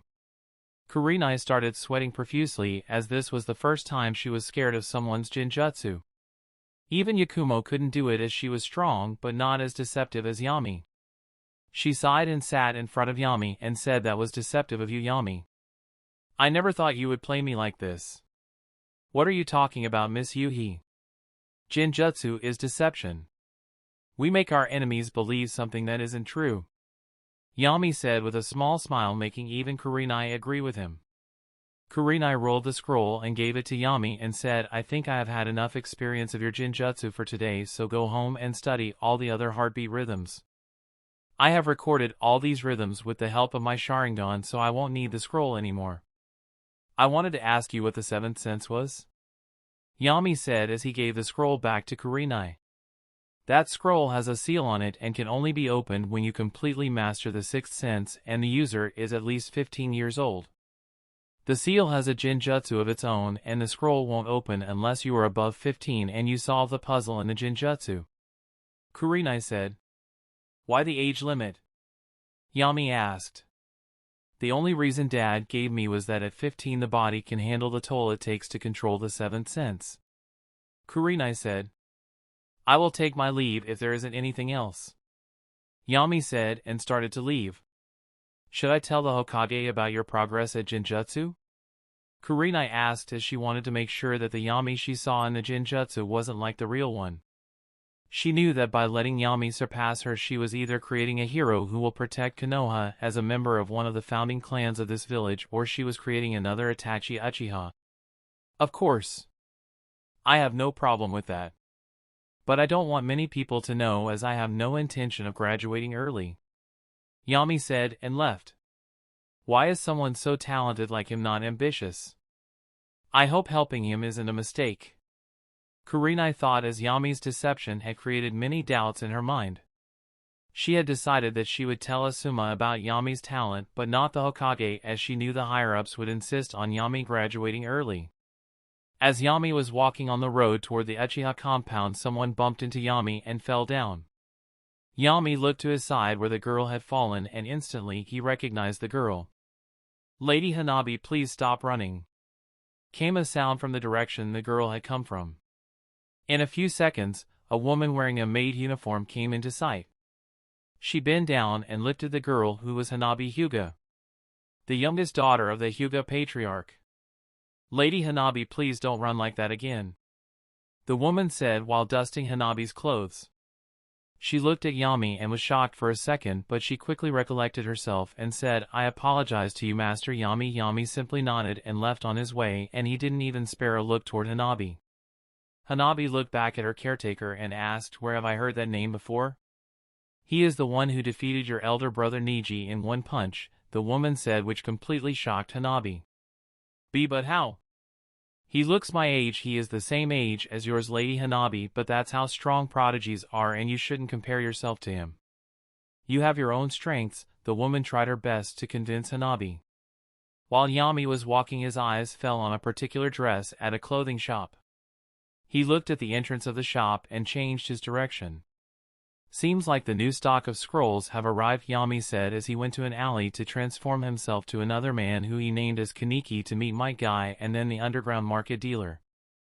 Yami in disguise entered the store. He saw the woman at the counter, but the man was nowhere to be seen. The woman looked at him and then towards the back door. Yami simply nodded and walked toward the back door. As he entered the room, he saw the dealer putting up scrolls on the shelves. You seem awfully busy today, Yami said while closing the door behind him. The man looked back and said, just received the new stock yesterday night, so thought I'd set it up. Take a look around for a few minutes as I clean up this mess. Yami kept looking around on the shelves and also in the trunks, which were full of dusty scrolls. He was combing through the scrolls when one of them made Yami widen his eyes. How can it be here? It's Scorch style. Chapter 29 Time Skip and Graduation. How can this scroll be here? I mean, how can a scroll of Scorch style even exist? As far as I remember, Pakura was the only one who could use Scorch release. Seems like Pakura wrote about it in a scroll so that her future generations can learn it. There wasn't just Scorch style in the box. There were a few more Kekkei Genkai scrolls like Ice Release, Boil Release, Lava Release, etc. Yami was about to call the man to say that he was buying the Scorch style when something came to his mind. If I buy it and use Scorch style later, then he will know it was me. I even took the summoning contract of bats from him. I could put him in a Genjutsu and take a sneak peek at the scroll, but he has the Byakugan, allowing him to see through Genjutsus. He could prove useful to me in the future to anything on the black market, so having a bad relationship with him or even killing him would do me no good. Yami decided to buy the scroll, so he picked it up from the box and walked to the man. I want to buy this, Yami said, and the man turned around to see the scroll in Yami's hand. As he saw the scroll, he frowned and looked at Yami with a suspicious gaze. You know this, it is a Kekkei Genkai, right? Only Pakura of the Hidden Sand Village was able to use this. Many have died attempting to practice this. This scroll is just a copy of the notes Pakura wrote. Rarely do people pick up a scroll from the Kekkei Genkai pile. More than half of the books in it are from clans that have been destroyed. Scorch Release Scroll is one of the scrolls which no one even touches. Don't worry, I have a buyer in mind, Yami said, to which the man narrowed his eyes. Oh, so you sell my merchandise to others? The man asked. No, it's just that I didn't want to risk using the summoning contract that you gave me, so I sold it to someone who likes to take risks. Yami shrugged. You need luck to find such clients. I won't ask you the name of your client, but if you want some stuff in bulk or want something made anonymously, then do let me know. I can get it done, to which Yami just nodded. Yami paid for the Scorch-style scroll, which cost him a month's allowance. Luckily, Sasuke didn't care much about money, so Yami won't be in a pinch when he asks for more money. Yami left the shop and went to the Uchiha compound. He had everything he needed for now, and he didn't need to do anything out of ordinary. He was already sending his shadow clone to the academy every day, and except Sasuke, no one knew about this. Time to grind. 2 years later. Uchiha compound. Come on, Yami. You don't want to be late on your graduation day, do you? Sasuke shouted, standing outside their house. Coming came a voice from inside as a 7-year-old Yami came out of the room. His height was the same as Sasuke's. He wore a white hoodie with a red design on it. His blue eyes, which were bright 2 years ago, now looked cold as ice. Looking at him feels like I am looking at father. The same cold demeanor and calm look no matter what the situation. Sasuke thought, looking at his little brother. In the past 2 years, many things had changed. Yami had hardly left the compound. He would either stay in his room or train deep inside the forest. Sasuke and Yami had stopped sparring together. Sasuke was so used to it that he started sparring with Naruto. Sasuke felt that Naruto was the only one in his class who had also lost his parents, so only Naruto could understand what Sasuke feels. He still considered the yellow-haired loudmouth annoying, but now Naruto wasn't last in class as he used to be at the start of the academy. Yami and Sasuke hadn't taken their swords outside the compound, so no one in the academy, including the teachers, knew that the brothers practiced Genjutsu. Yami and Sasuke walked together to the academy. At the gate, Yami saw Neji standing with a man who had a serious look on his face. He must be Hayashi Hyuga. I wonder why he came here personally, Yami thought. As he went ahead, he felt eyes on him, so he looked back and saw Hayashi and Neji looking at him. He turned on his Sharingan, which had 2 tomo in it, which made Hayashi and Neji flinch. In the past 2 years, Neji had fought Yami's clone a couple of times, but was never able to land a hit. Yami knew that even if one hit connects, his clone will dissipate, so he always made quick work of Neji. 7 years and he already has 2 tomo? Seems like the things I heard about this child's talent were true. I can't believe he is the same age as Hanabi. Hayashi said while imagining his youngest daughter who just treats Kunai like a toy and runs around the house causing a ruckus. Sasuke, I am going for the graduation test. I will see you at the house. Yami said as he and Sasuke had arrived inside the academy. Fine, I will get you your ramen. When will the teams be assigned? Probably tomorrow or the day after. I just hope I don't get teammates who will hold me back, Yami said as he left for the training ground where the graduation test was meant to happen. And I thought I was the ambitious one, Sasuke murmured to himself. Sasuke knew that his younger brother's talent was in a league of his own, and even his elder brother Itachi wouldn't be able to match it after a few years. Sasuke never felt jealous because of that. He was happy that if he dies while avenging his parents and his clan, then Yami will recreate the clan. Yami reached the ground and saw that the Hokage himself was sitting in the middle of the supervisors. There were a few more supervisors there as well, but one of them made Yami show a malicious grin which he hid immediately. Danzo, I have been waiting for you. Chapter 30 Hiruzen's Objective. Seeing Danzo as one of the supervisors, Yami wasn't angry nor scared, but he was excited. He couldn't wait to play with the one-eyed goat. For the past couple of years, Yami had waited for Danzo to make any move, but seems like the warning given by Itachi was working. At the supervisor's table, Hiruzen, Danzo, and Iruka were sitting. Behind Danzo stood Shikaku and Yami's class teacher Tanaka along with light blue-haired Mizuki. As far as I remember, the graduation exam had the students perform a clone technique. What would this goat gain by seeing me make a clone? Unless he isn't here to see my strength, but to recruit me in the route so that he can have me killed during a mission and take my eyes. Yami came to his own conclusion while he was standing aside with his classmates. Yami could feel that the gazes of Hiruzen and Danzo were on him more than others. After a few minutes, Neji also stood in line with Yami and Tanaka came forward. Everyone, today is your graduation day.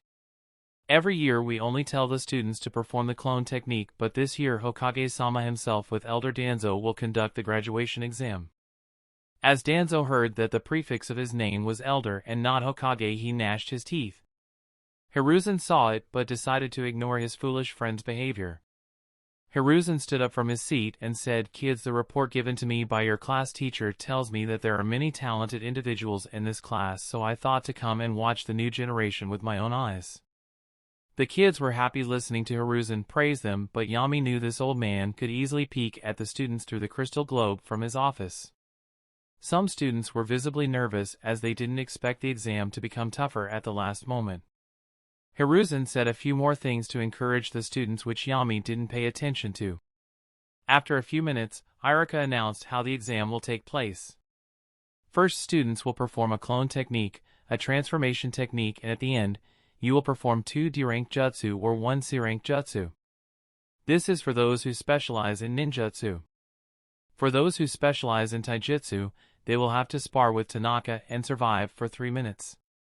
Listening to the first part terrified Rock Lee, but hearing the last part made him more than happy. For now, he could only open the first gate, but he was sure that he could survive 3 minutes against his class teacher. The exam started one by one, and the number of students failing was more than the ones in the past years. Shikaku bowed down, bringing his mouth between Hiruzen's and Iruka's ear, and said, "To obtain our one objective, we can't fail so many students." Hokage-sama. Hiruzen nodded and looked at Iruka and said, "Iruka, for now let the test go on as it is. Tomorrow organize the test for the ones that failed. I am pretty sure that our objective will complete today itself." A smile appeared on Iruka's face as he heard Hiruzen's order. He was a bit disheartened seeing so many students fail because he knew the academy didn't push the students to match the performance required for today's test. During Neji's exam, he chose the taijutsu spar and fought with Tanaka for 3 minutes.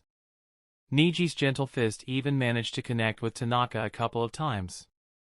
Though Tanaka didn't take much damage, the fierceness of Neji's gentle fist and revolving heaven made it clear to everyone why Neji was regarded as one of the strongest academy students. I have hardly seen any Hyuga with such a strong Kekkei Genkai. It's a shame that he isn't from the main clan. Hiruzen thought while seeing how fluid Neji's moves were. He looked up toward Shikaku, who nodded his head. After a few more students gave their exams, it was Rock Lee's chance to shine. He was always regarded as somewhat of a failure among his peers because of his inability to use any kind of ninjutsu. This time there was a special exam for taijutsu users which soared Rock Lee's confidence. As Rock Lee started his fight with Tanaka, he made full use of him having a smaller body than Tanaka. Although Tanaka was blocking the attacks, Rock Lee's speed was nothing to scoff at. At first, Tanaka was blocking the attacks, but Rock Lee's kicks had such power behind them that Tanaka would feel a little pain, and he was even pushed back a couple of times. Such strength in pure taijutsu, now that's not something I see every day. Even though he can't use ninjutsu, the will of fire burns brightly in this kid. Hiruzen thought, and he looked at Shikaku, who nodded.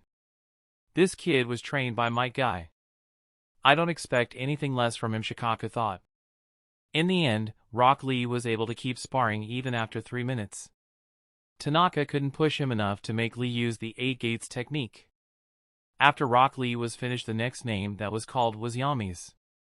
As Yami stood in front of the supervisors, Hiruzen said, "Yami, my son Asuma has informed me that you are good in Genjutsu, so would you like to take your test in Genjutsu or any other type?" So Kurenai told Asuma about my Genjutsu. Makes sense, they have a thing going on. Using Genjutsu now means they will know I have 2 Tomo Sharingan, but I don't think it will hurt much. Danzo won't make a move while Itachi is alive. All he can do is keep an eye on me. I would like to take the test in terms of Genjutsu, Hokage-sama. Hiruzen looked at Mizuki, nodded, and went in front of Yami. Yami turned on his Sharingan, which surprised the teachers as well as his classmates. They had never seen Yami use his Sharingan. Even while fighting Niji, Yami never had to use his Sharingan. Danzo looked at Yami's eyes with hidden lust while thinking, I have to get my hands on them, but Itachi and Hiruzen both want to protect both the Uchiha kids. TSK. I will have some of my people keep an eye on him when he is out for missions. Danzo's face was calm as always, but Yami could see the greed in his eyes. Danzo, you can't even hide the greed and hatred in your eyes. I don't want to kill you and eradicate your root. I want to destroy each and every plan of yours and take over root for myself. That's the end of this tale for now. Thank you for watching, and feel free to support the author linked in the description. With that being said, I'll see you in part 2. Peace.